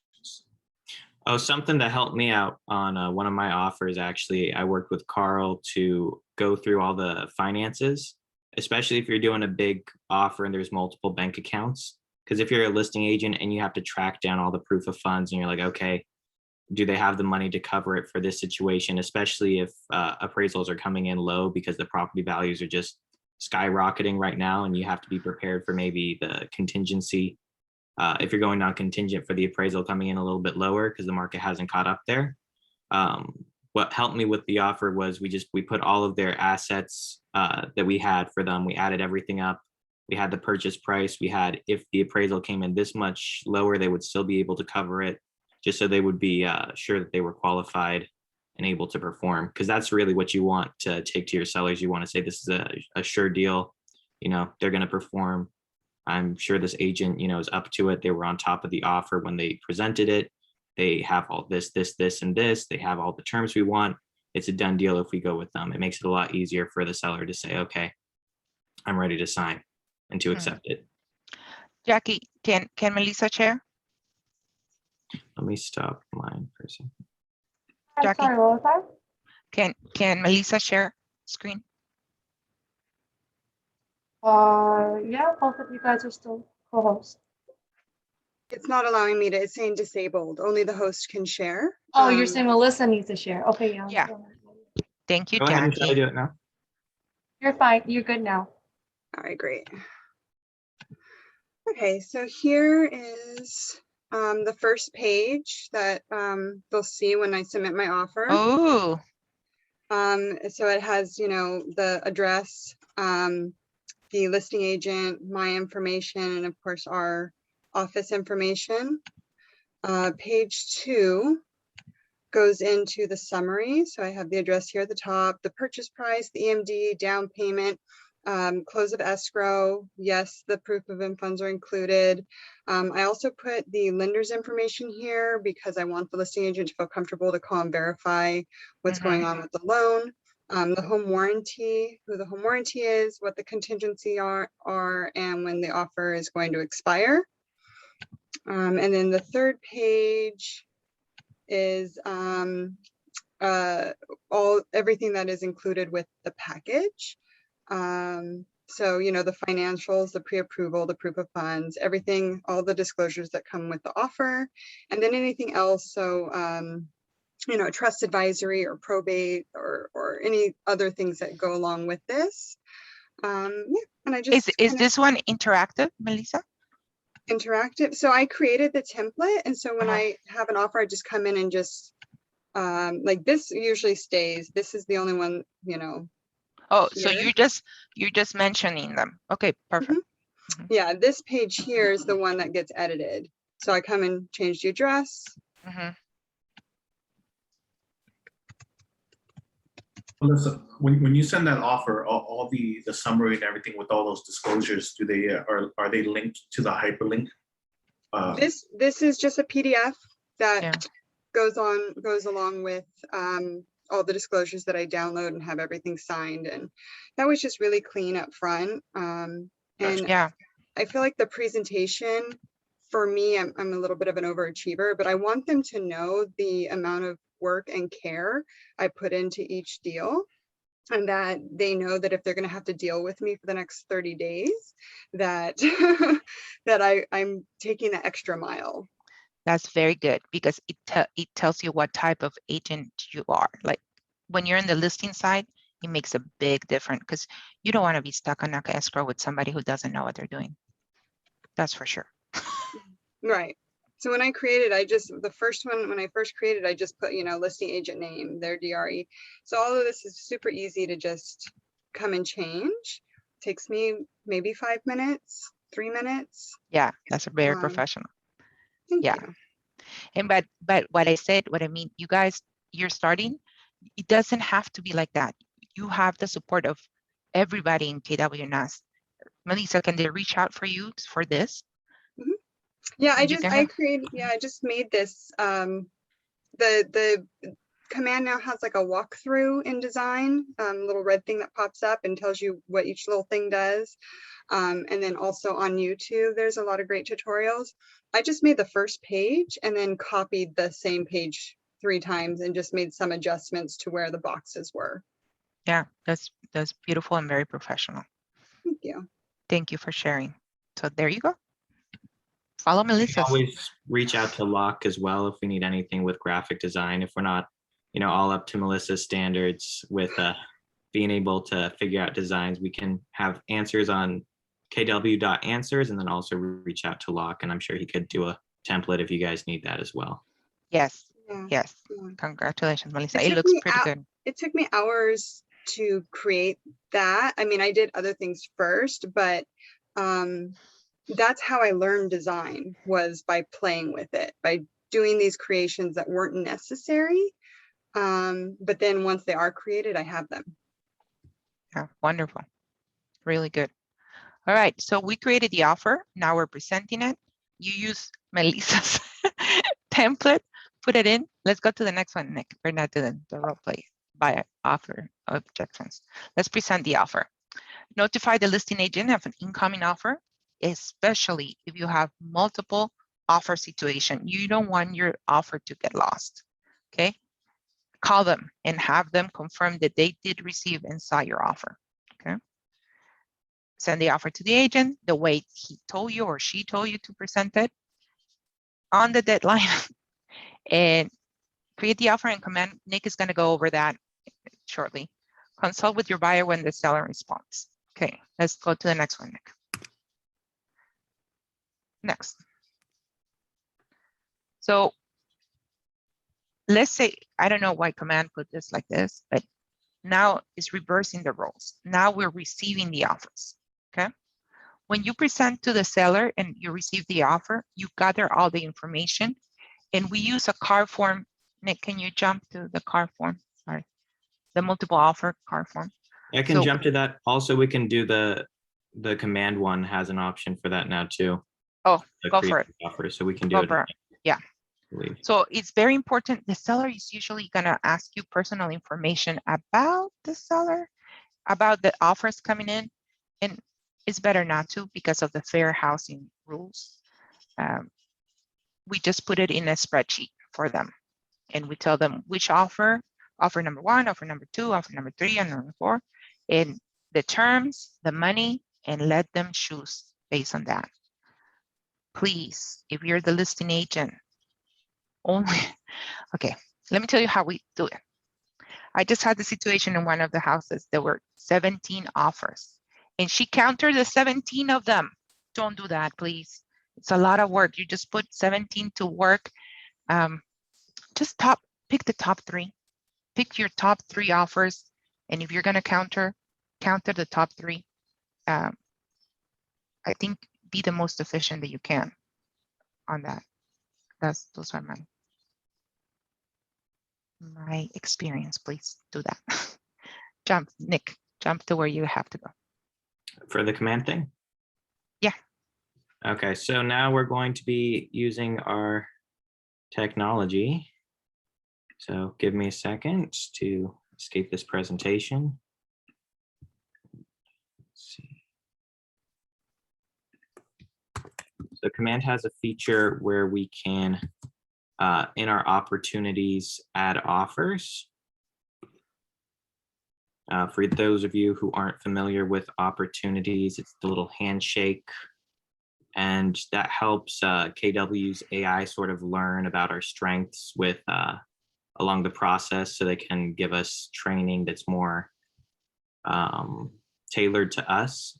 For example, if we're submitting a whole bunch of offers and we're getting none of them accepted, maybe we need to do another offer class, or if we're closing a whole bunch, maybe it's time for us to start teaching or something like that. So you go here and you create an opportunity, either here where it says create opportunity on opportunities, or if you go to your contacts,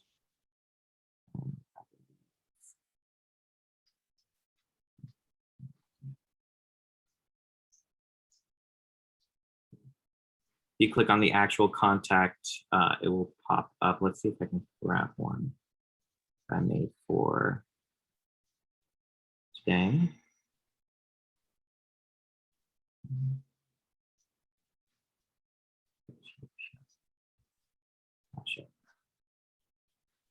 Let's go.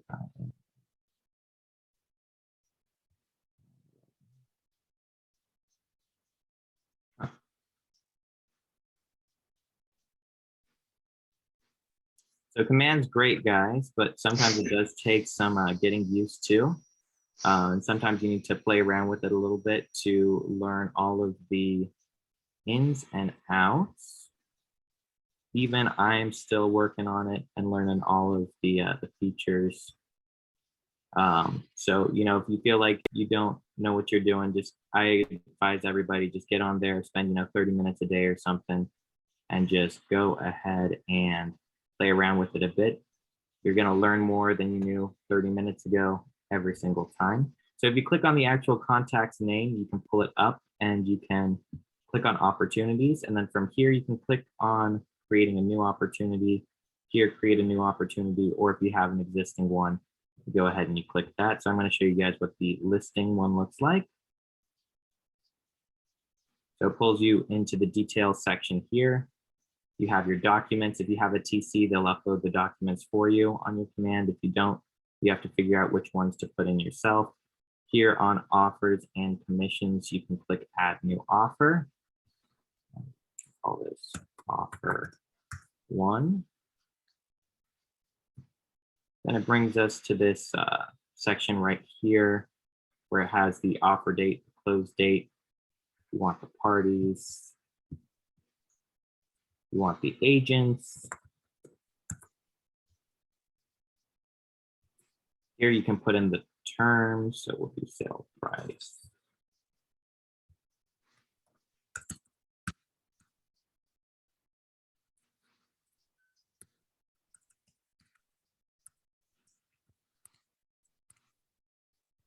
Yeah. Earnest money, option fee, buyer will give notice of termination within 0 days after contract. So we'll contribute. So you go ahead, you put in the terms there, and then you can write the pros.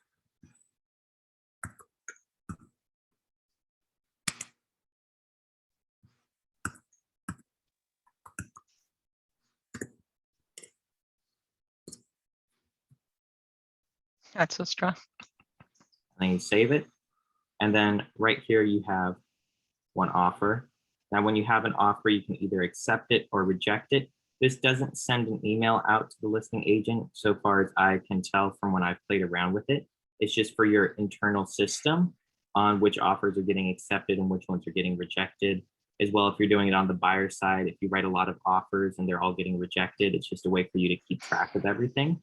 If you wanted to send this offer to your client, you would click here to send offer and then send a copy, send offer. Now, if we have multiple, we could add another one.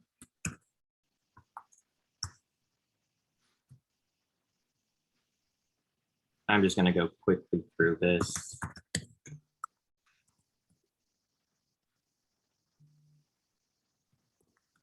So are you guys doing this now instead of an Excel sheet? No, this No, just so came for from tracking mostly for the office. So we're supposed to start using this. Keller Williams wants us to start keeping track of how many offers for which opportunity we're writing, and then also for our listings, how many offers we're receiving. So far, I haven't used this in real life yet, but I'm considering it because I think that it is interesting. Updates, because in Command they have a feature for opportunities where you can do the checklists for every time you do something. It sends them an update, and it will send them something like that. I'll show you guys what the email looks like on their side as well. I'm wondering if you can export it into an Excel sheet, because I'm just thinking I'm entering all this information in on my Excel spreadsheet to present to my client as well as in Command. So it's like double. So I'm wondering, once you have your multiples in there, is there a way to? So that's what we're going to see right now. They used to have an option where you could select all, yeah. So you can select all. They used to have an option actually at the top. Instead of create new offer, you could create a URL, and then you could send the URL to other agents to type in their offer. It's not there anymore. I think what happened to it? That's all they had to do to submit an offer rather than send the contract. So there is some confusion. but now you have to add them in all by themselves. But you can select all of them, and then you can compare the offers here, and then right here, download the comparison. That And one this is good, sort of- Nick. Exactly. This is like the car form, so you can download it, and then you can also see what it looks like here. Yeah, so not too much, but it's pretty nice. And then you can also email it. Again, send a copy to me, and then I'll pull up what the emails look like as well. And then if you accept the offer, it doesn't send an email, as far as I'm aware, to the agent saying that it's done, because you can also change your response in the system and reject it. So I think that it's just mostly for internal information from what I've been playing around with it, but I haven't used it in the real world. So Nick, I see your client updates are off. So if above it says even client, if my client updates were on, it would be for the checklist that I allow client updates for. and it wouldn't be the accept and reject offer.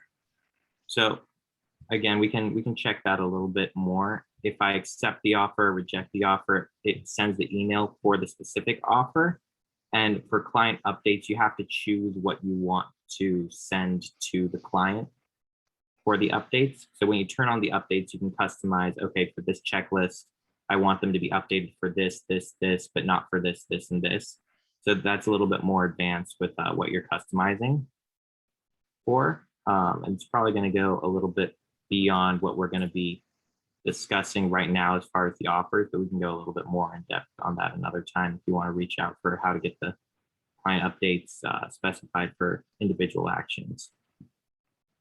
So this is what the two offers looks like side by side on the email. It has your branding up here, tells you both the offers here. Download my app. I like that, Nick. And then you can click compare offers. And then this is what they would see if they click the compare offer button. And then for the single offer, it looks like this. And it just gives your analysis here, pros and cons. So it's just a quick way to send it off to them if they're wondering about the offers, if you want to do that. I mean, usually we have a form and we like to present all the offers when we're with them, so we can go over the pros and cons in person before we show them anything. We don't usually send all the offers and say, okay, yeah, for this price, and this price before we have a sit down meeting, because a lot of times, as you guys know, the terms are really important to the sellers. And when they see the dollar amount, you know, they might say, okay, this one's the one I want to accept before thinking it through. So it's always good to have all the offers with the terms written out and then just go through it and present it to them so they can understand exactly what they're getting into contract for. Yeah. So what I'm hearing, Nick, from this is it's more like a snapshot of all the offers, the price, and it's just a real snapshot. Hey, client, I'm going to send you all the offers, and basically we'll review it and go into the details with it. Mm-hmm. Okay. And, you know, different agents have different ideas on what they want to do and different plans. Like you might, if your client's super busy, maybe they're high tech, they don't have time to do a sit down with you. They might prefer just getting an email and they already know what they're going to accept and what terms. They might just text you, I want to take that one. You do, you know, a phone call really quickly to make sure they are sure of all the terms for everything. And then you just go ahead and send it back. So it really depends on your client for what you want to do. If they're maybe a little bit more cautious, it might make sense, instead of overwhelming them by sending them all the offers, to just have that sit down meeting with them and just really present all the offers to them in depth so they understand it. But it's going to depend on your style of being an agent and then also the client you're working with. Yeah, in my experience, clients hire us to simplify things for them.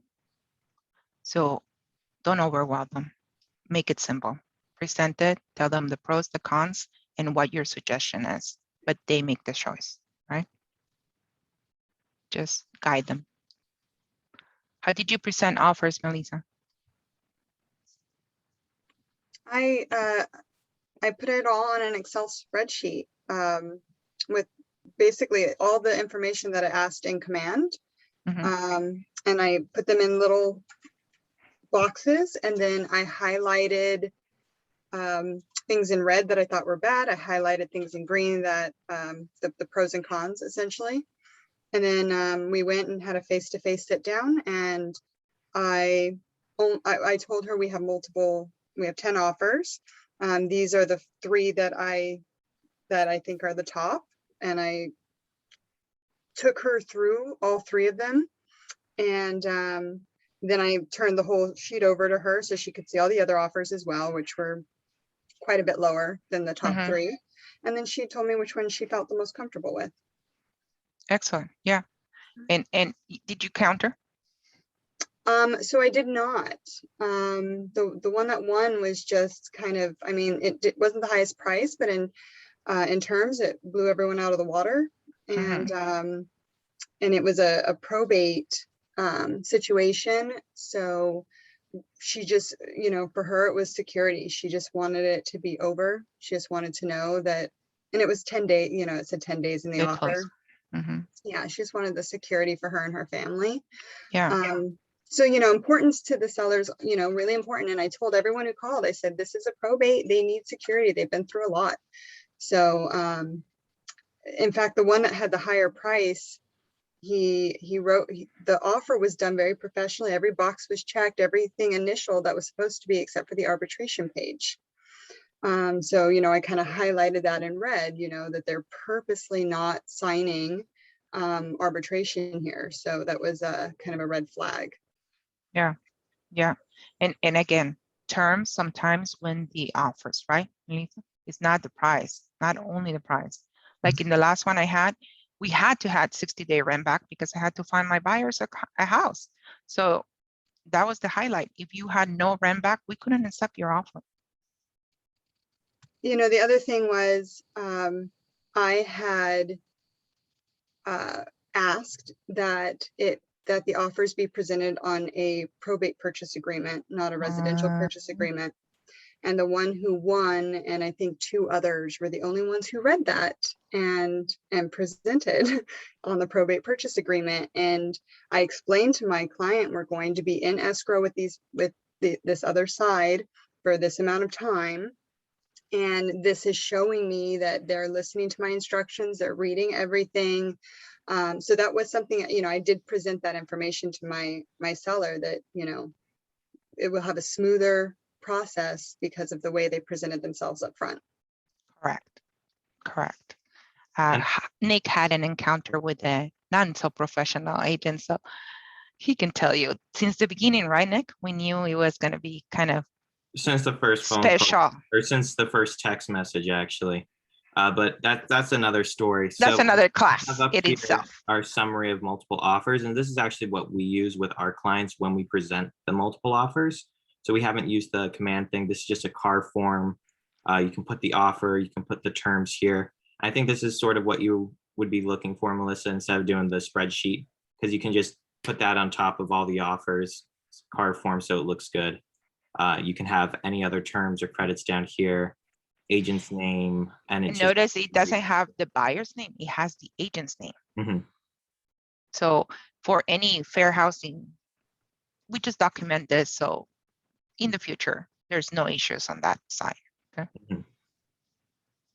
Because nowadays, as far as fair housing, there's so many protected classes with conscious bias and unconscious bias that it could even be something with a last name is, you know, a different origin or spelling could influence. So you want to make sure that you have complete separation as much as you can to make sure you're not violating anything. Yeah. So that's the one we use. This is the one. Command is brand new for us, so we'll use it. I like that you can email it to them. This is on CAR. I just go to the search in CAR. Yeah. Summary of multiple offers. Got it. Okay, great. Yeah, I actually created the Excel, so I work harder than I need to. It's okay. Learning process. It's a learning process. So that's how we present offers. That's how we make offers. That's how we present offers. Well, another thing I want to mention too is when you're accepting the offers, and I'm sure Melissa, you do this, we do this as well, is we always make sure to call the lender is the first thing when we're going through. If they aren't marked cash, we want to call the lender and we want to know exactly how strong they are. We want to read the numbers that they put down on their terms. If it says, 21-day close, we want to say 21-day close, and they have to be like, yes, they're good. We want to ask, are they strong candidates? Can they go up a little bit more? Because if we're going to come back and do like a counter with them, we want to make sure that we're not pushing them too far. And we also want to make sure that we're not getting lowballed, right? We don't want to leave money on the table for the client. So we want to see how much we can push them, if we can have them come up a little bit with their offer, how qualified they are. Would they be prepared to handle something like the appraisal, especially in this market when everything's going so fast? If the appraisal came in a little bit under, do they have the reserves to handle that? How much reserves do they need to have? You want to make sure you go over the letter with them. I think on one of the offers we were doing, they had a letter from, was it 6 months ago that they submitted? Yes. So we definitely wanted to call the agent to make sure that everything was up to date. And not only that, the purchase price was 1,100,000. The offer was 1.2. The letter was for 1,170,000 from 6 months ago. I said, come on. So you want to make sure that, since we deal with the agents, we want to make sure that the lenders, we're completely solid on them before we accept it, especially because once you go into closing, so much of it is on the lender to perform, that you need to know who you're working with to get the transaction closed. Because we only get paid when it closes. All right. I think, can you go to the last slide with the QR code, Nick? Oh, are you going to show them? No, you showed them already. No, I showed them. For the survey one? Yeah. Yeah, let me pull that up. So please. I missed that when I was teaching my class the other day. Put your cell phone and snap the QR code and rate us. Please. You have any questions?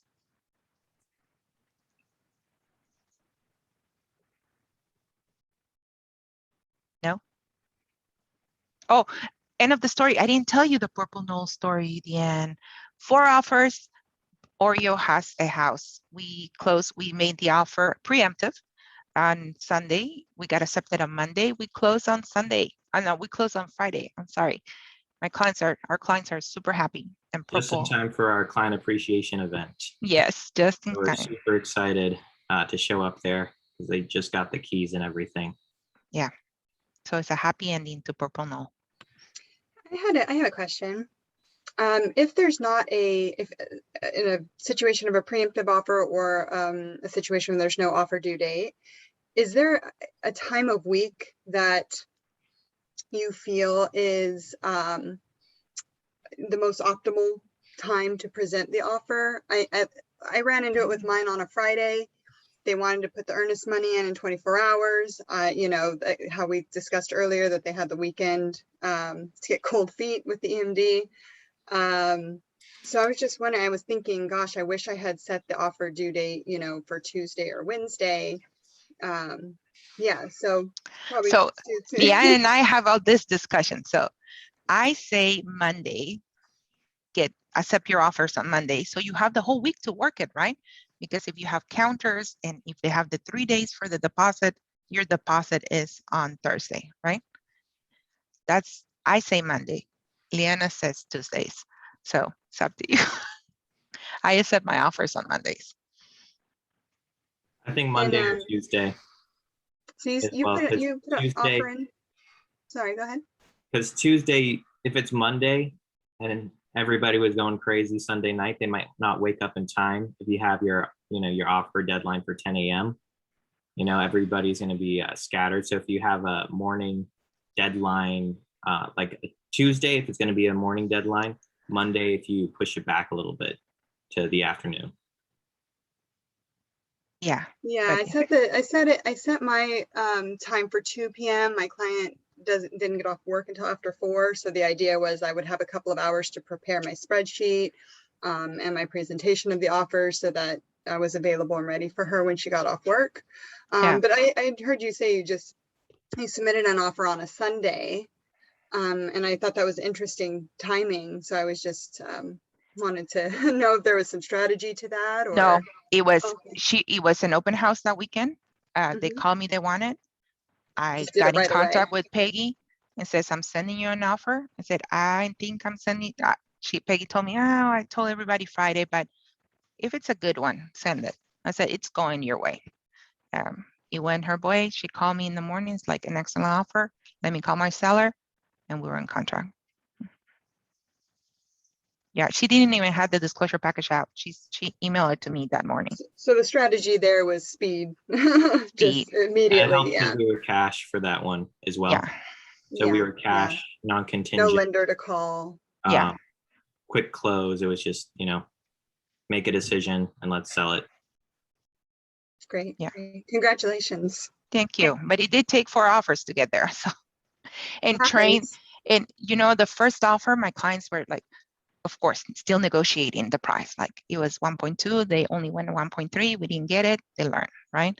The second one, I think it was Veronica. Veronica, they did, it was a 1.4, they loved the house, but it was, their max was 1.6, we did their max.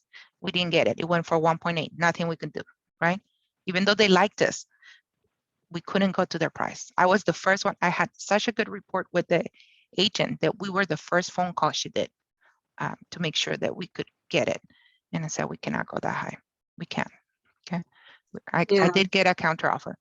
The third one, it was the same thing. On a Friday, on a Sunday, one showing, they loved it. We made the offer. The listing was 1.38. We made the offer at 1.5. At 1.5, we got outbid by a 1.6. So that was it. Yeah. Also, sometimes you make an offer. So my last buyers that I got into contract, we made 2 offers on the same property. The first one was not even formally rejected, just let go. And I noticed it was still sitting on market a couple of days later. So I said, let's try again. And we pushed it up a little. We changed some of the terms around and was able to get it accepted the second time. And So why doesn't didn't all- you get it the first time? So the house was a fixer and my client had an FHA loan. And the listing agent and the seller were terrified of getting nickel and dimed. This has to be fixed, that has to be fixed, this has to be fixed. However, the price they wanted was not, I mean, it appraised, but because of the condition of the home, it was all lowball investors, all of them. So we came in originally a little bit over that, but under list price, and they still rejected. And so I called her and I said, look, I'm going to put another 10,000 into the offer. And if the appraiser calls out $10,000 worth of work that needs to be done, it's baked into the offer. You're going to have the money on the other side. You might as well just make the fixes. Then you're getting the price you want and the 10,000 on the other side. If there's not $10,000 worth of work that needs to be done in order to get us to close, you have more money in your pocket than you originally were hoping for. And so that's how I kind of negotiated her to take a chance with us, is because, you know, you can't, with an FHA, you can't offer to pay these things on the buyer side. So I said, we're just going to bake it in. We're going to take whatever you think it might cost you. Let's just bake it into the offer. And if it doesn't cost you that, great, you got extra money. If it does cost you that, the money's there at the close of escrow to refill your pocket of what had to come out. But that's the one I fought for a month.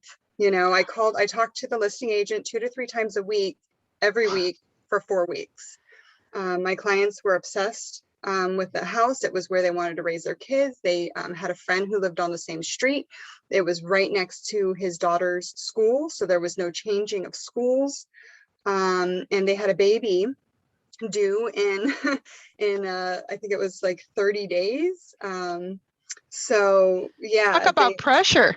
The pressure was astronomical, and our lender jumped ship halfway through the deal. Why? He just went to another company in the middle of the deal and did not notify me. But so I had my client calling me saying, so we have a new lender. And I said, I didn't know about this. So yeah, it was, so FHA on a fixer, lender jumping ship, very, very, and it was a probate on top of it. Oh my God. And a very, very, very nervous seller. So yeah, we can make miracles happen, you guys. We Yeah. can, with the help of our support of our office and our team. We can make miracles happen, because that was absolutely a miracle.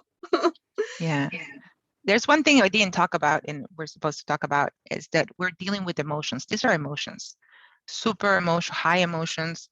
And we need to keep, we're the guides. We need to keep calm because they follow our lead. Okay. Even though the deal is falling apart, right, Melissa? You breathe and you present yourself with ease, because Yeah. they'll freak out. If you're They freaked out, will.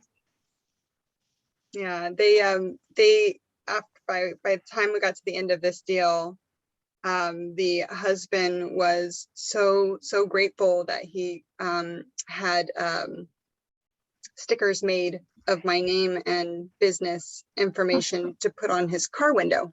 So now really? he's driving around with my business in his back window. But you know, it's we worked hard and we got there. But you're absolutely right. On the phone, it was not to worry. Everything's gonna be okay soon. And I hang up the phone. I go in my backyard, scream a little bit, and then get to work. Yeah. Yeah. And on the flip side, on the offer side, after they lose a couple, they get their spirits are down. And you gotta keep on going. Like, we will find the right houses waiting for you, but we prep them ahead of time. I tell them we're gonna go dating. We're gonna go dating a lot of houses, and you might fall. Please don't fall in love, because until the one that says yes to us, that's where you fall in love. We prep them. I that's what I do. I prep them. Setting expectations, right? We set up the Okay. expectations. Yeah. So Lupita, prior to that, when you're setting up these expectations, what I did with my very first buyers, because they were under the impression of they're going to get countered. So they wanted to come in lower and let the seller bring them up. Of course, I did my homework, created a great relationship with the listing agent, found out they don't want to counter because one of the spouses was in China. And they said, we don't want the back and forth. Whatever comes in, we're going to pick one. So what I did is I went on the MLS and I pulled all the comps and I pulled the data showing that that particular area typically goes this much more of our asking and this many days on market, and put basically a presentation together and then let them tell me the number. Is that kind of how you go about? Yeah. Okay. Yeah. Is there anything you would add to that? It depends on the client. You know, you need to prepare them ahead of time. It's all preparation. You did the right thing. It was a tech guy, so data was a big exactly deal. Yeah. Data is the huge. If it's a tech, it's all data. No matter what you say, you got to show them the numbers. That's the only way they're gonna say, okay, they're gonna go with you. DISC analysis is good to use on your clients, not just when you're looking to expand the team, because it's going to help you figure out how to communicate with them. And we're in the communication business, right? For some clients, you sit them down, you talk to them, and you're like, you're going to get beat up before you go there, but I need you to follow me. And they'll say, okay, just what number should I write down, right? And those are my favorite clients because they're the easiest to work with. But, you know, there's other ones who they're looking at the Zillow and the Redfin on their own, and they have all these numbers that they think are accurate. And they're going to fight you on the evaluations, or they're going to tell you, oh, the market's crashing actually right now.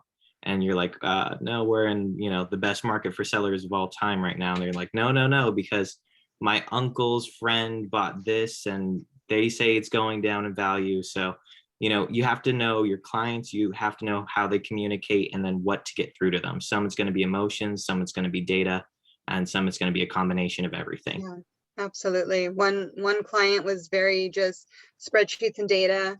The other one was babies coming, you know, 4-year-old, got to get out of the parents' house. It was very emotion. One was very, very emotion. One was very, very logic.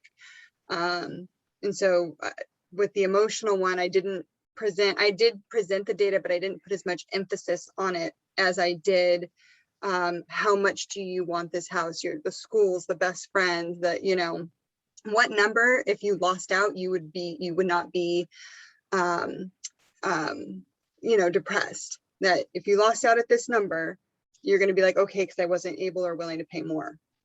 Because that's really what it came down to for that particular market. And that particular fight was already so difficult. And they did lose out. They did lose out on the first one, which I think helped.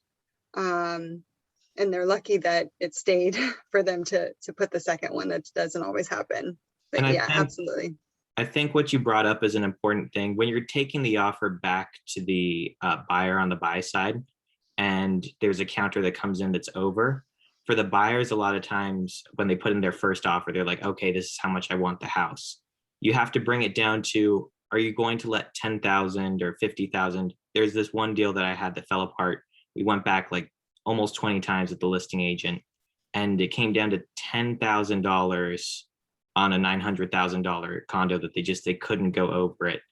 And we ended up getting something else for them, but you have to make it the big picture for them, and then also bring them back to the payments, right? You live in the payments, not in the purchase price. So the 10,000, it wouldn't have changed almost anything for them with their actual payments for the loan, but it was just a thing about pride. So a lot of times with buyers, that's going to be a big objection you're going to have to handle, is if there is anything on price, you're going to have to figure out a way to spin it so they stick with you if they want the property. And if they're motivated to buy and if they're ready to buy, they'll stick with you. If they're not, that's a really good indicator that, you know, if they find something wrong with, you know, 40 properties that you show them, they might not be that motivated. And with us, for our time, it's so valuable with who we go and make appointments for. We want to make sure that we're working with the motivated buyers, that if they find the right place, they're going to make sure that it happens. Alice, can you share with us any tips of how to tell the clients how much to offer and to go with your suggestion? Are you in a place to talk? Lupita? Hi, Is it yes. me, Alice? Okay. Yes. You mean for buyer client? Yes. Okay, to be honest with you, I use data a lot, and then sometimes in order to win, they really have to overpay by a lot.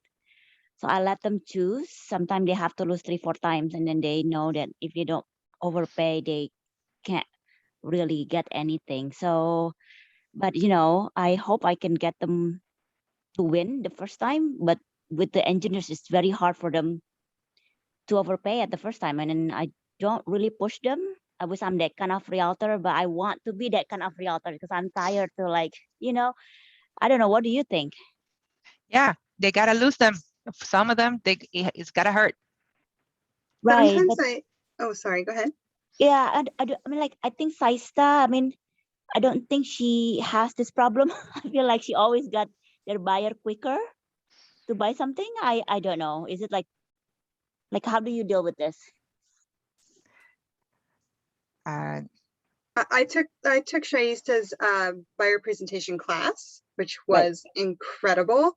And it's really that education and setting expectations up front before they even went and looked at a house. They're already walking into the house and evaluating it based on what they were already told during the presentation. The other thing I do with my buyers is I try to put them in the seller's shoes, and I also tell them that I'm also a listing agent and how I price my listings, that what the strategy of pricing down to get more eyes on the market to bring it up. And I also tell them you're not competing against the seller, you're competing against other buyers. Yeah. They can fall in love, and if they have the money, it makes no sense. It makes no data. We're breaking appraisals. We're breaking the mold. That's what we're doing right now. Lupita, how do you determine what's too much or not enough? You know, my buyer, you know, I said you need to come in probably at 1.4. Well, they came in at 1.368, and it wasn't enough. They didn't get it. So how do you, especially if it's priced at 1.1, you know, how do you know when it's too much or not enough? That it's such a guessing market right now. I think I gauged by the listing agent and said, what are your expectations? What are the client's expectations? That's my question to them. And they say, like the last one said 1.450, above 1.450. So that's what we wrote. We wrote 1.5. I mean, we had one where we had we were competing with, again, 70 different offers last year, and it blew the listing agent's expectations. It blew our expectations. So there's going to be times where even if you have I like to think of the RPR in this market sort of as a jumping off point where you can do your comps and you can say, okay, I'm pretty sure this is the value of the property, but it's really going to go down to how many eyes are on it right now, because the buyer pool is just so large and inventory is just so limited that if it's a desirable property, you're going to need to be in constant communication with the listing agent. So even if you're not on that first one, if you're in constant communication and you say, okay, so the top 3 are a lot higher, maybe I can write a little bit higher, right? So it's all about opening up those lines of communication in the channel. Yeah, but Linda, you need to know your client's top number, right? What they feel comfortable, like what Melissa was saying. So they don't feel bad that you didn't go all the way. You tell them, what is your top number for this property? Well, you know, the funny thing is the letter that I got from the mortgage company approved them for 1.6. So they could have gone up, but they didn't go up. Yeah. And it's their choice, right? It's their choice. It's their choice. If they're 1.6, yeah, I would try to push the most money there, but they have to be comfortable with that. And like Alice was saying, a lot of engineers, they don't want to overpay because the numbers and data, actual data is not there, but we're creating it. Right now, we're just pumping all the market. You know, on the listing side, you can see the difference between the, I really, really like this and the, I have to have it. I had the 10 offers. The third highest came in at 136. The next was 145 and the highest was 15. So everyone else was between 1.3 and 1.36. And then there was 2 that just shot over, you know, over the moon. So, and that's part of what you tell your clients. You kind of love it. There's going to be someone who has to have it. Yeah. It's like the ice cream sizes at a Cold Stone. Ounces. Yeah, right now I think we're in that market. I think Shasta just had one in Sunnyvale that they pay 700,000 above asking, 750 above asking to get it. So from 2.5 it went to 3.25. That's, you gotta have it. Yeah, well, 750,000. your client lost out on 4 offers, but they're competing with someone who's lost out on 14. Yes. You know, and at that point, they're just like, you know, take a rib, take a kidney, just give me the house, you know. So, and that's part of educating the buyer, right? This is the first, second offer you're writing, but you're competing against someone who's lost out on 10 of their dream homes. Yeah, I mean, and they're done. In the East Coast, there's somebody who wrote into the terms they'd named their firstborn child after the sellers, and they still lost out on the property. So yeah, there's a lot of people who've been looking for over a year. They keep losing out, extremely motivated, and they're just ready. But that, again, that's another thing that when you're working with buyers, if you're working with one of those motivated buyers, to make sure that you're going over all the disclosures if you're going to be going non-contingent, because they're at the point where they're done looking at disclosures, but that can mean that there's, you know, a possibility of a mistake or something that they find out after they're in contract. We met this one person at an open house. They decided to write with their friend's brother's agent. They called me 2 weeks after and they're telling me about how they didn't know that they didn't check the Megan database, and they're right next door to somebody who was registered. And they're like, I work nights and I leave my kids alone in the house. This isn't going to work for me. And, you know, I'm like, well, you know, I can't help you. Here's a contact information for a real estate lawyer. You can contact your broker, but since I'm not representing you, you know, my hands are tied. If you came to me, we would have gone over that, but, you know, here's the contact information. I wish you well. So make sure that you're going over everything with them first, because the last thing that we want is, you know, arbitration or lawsuit. We work so hard for our money, we don't want to be giving any of it back. And Nick, to be quite honest with you, I would have never even thought about the Megan database, you know, with people with children. I just would not have thought about it. It's so in that's your, an excellent thing to bring up. it's in the disclosures. And technically, we're not allowed to check it for them. So don't check it for them. You can go over it with them on the contract that it's there, but it's outside. I think in the contract, it says it's outside of the agent's duty to go over it with you. But if they do, make sure that they are aware that there is a Megan's database and that they can check the information. The same goes for crime, guys. Don't go checking crime for them. Direct them where they can get the information themselves. I also think it's important to make sure they're looking in the right price range.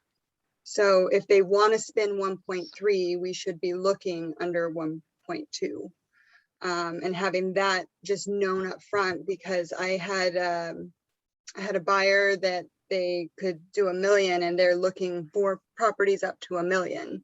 And I'm telling them it's not going to sell at $1 million. And I talk to them as if they're the seller, you know, and how we're going to price it. We're going to price it 30% below, and this is the reason why, and what the expectation would be, and just really putting them in the seller's shoes. But I think that's super, super important, because if you're looking at 1.3, you're topped out at 1.3, you're going to lose out every time. Yes, that's a very good point. Right now, I think unless you're a condo, right, that it's not moving, but single family home, yeah, go under, look under, because you're expecting at least 100,000 above, right? Expectation. All right, guys. Well, it's a pleasure to see you. I was going to share with you, we had a great client appreciation event this weekend. We're a little tired, but we're here for you. So we'll have another class on that one. We had 125 of our clients come and share and kayak and hear Nick sing. Which you are a lovely singer, Nick. It's Thank on you. Facebook. I enjoyed it. I did too. realize that. I'm a karaoke nut, so- okay? So who posted it? Hilda did? Oh, Hilda. All right. Yeah, thank you, Hilda, because we had no time to do that. Okay, thank you guys. Don't forget to fill out the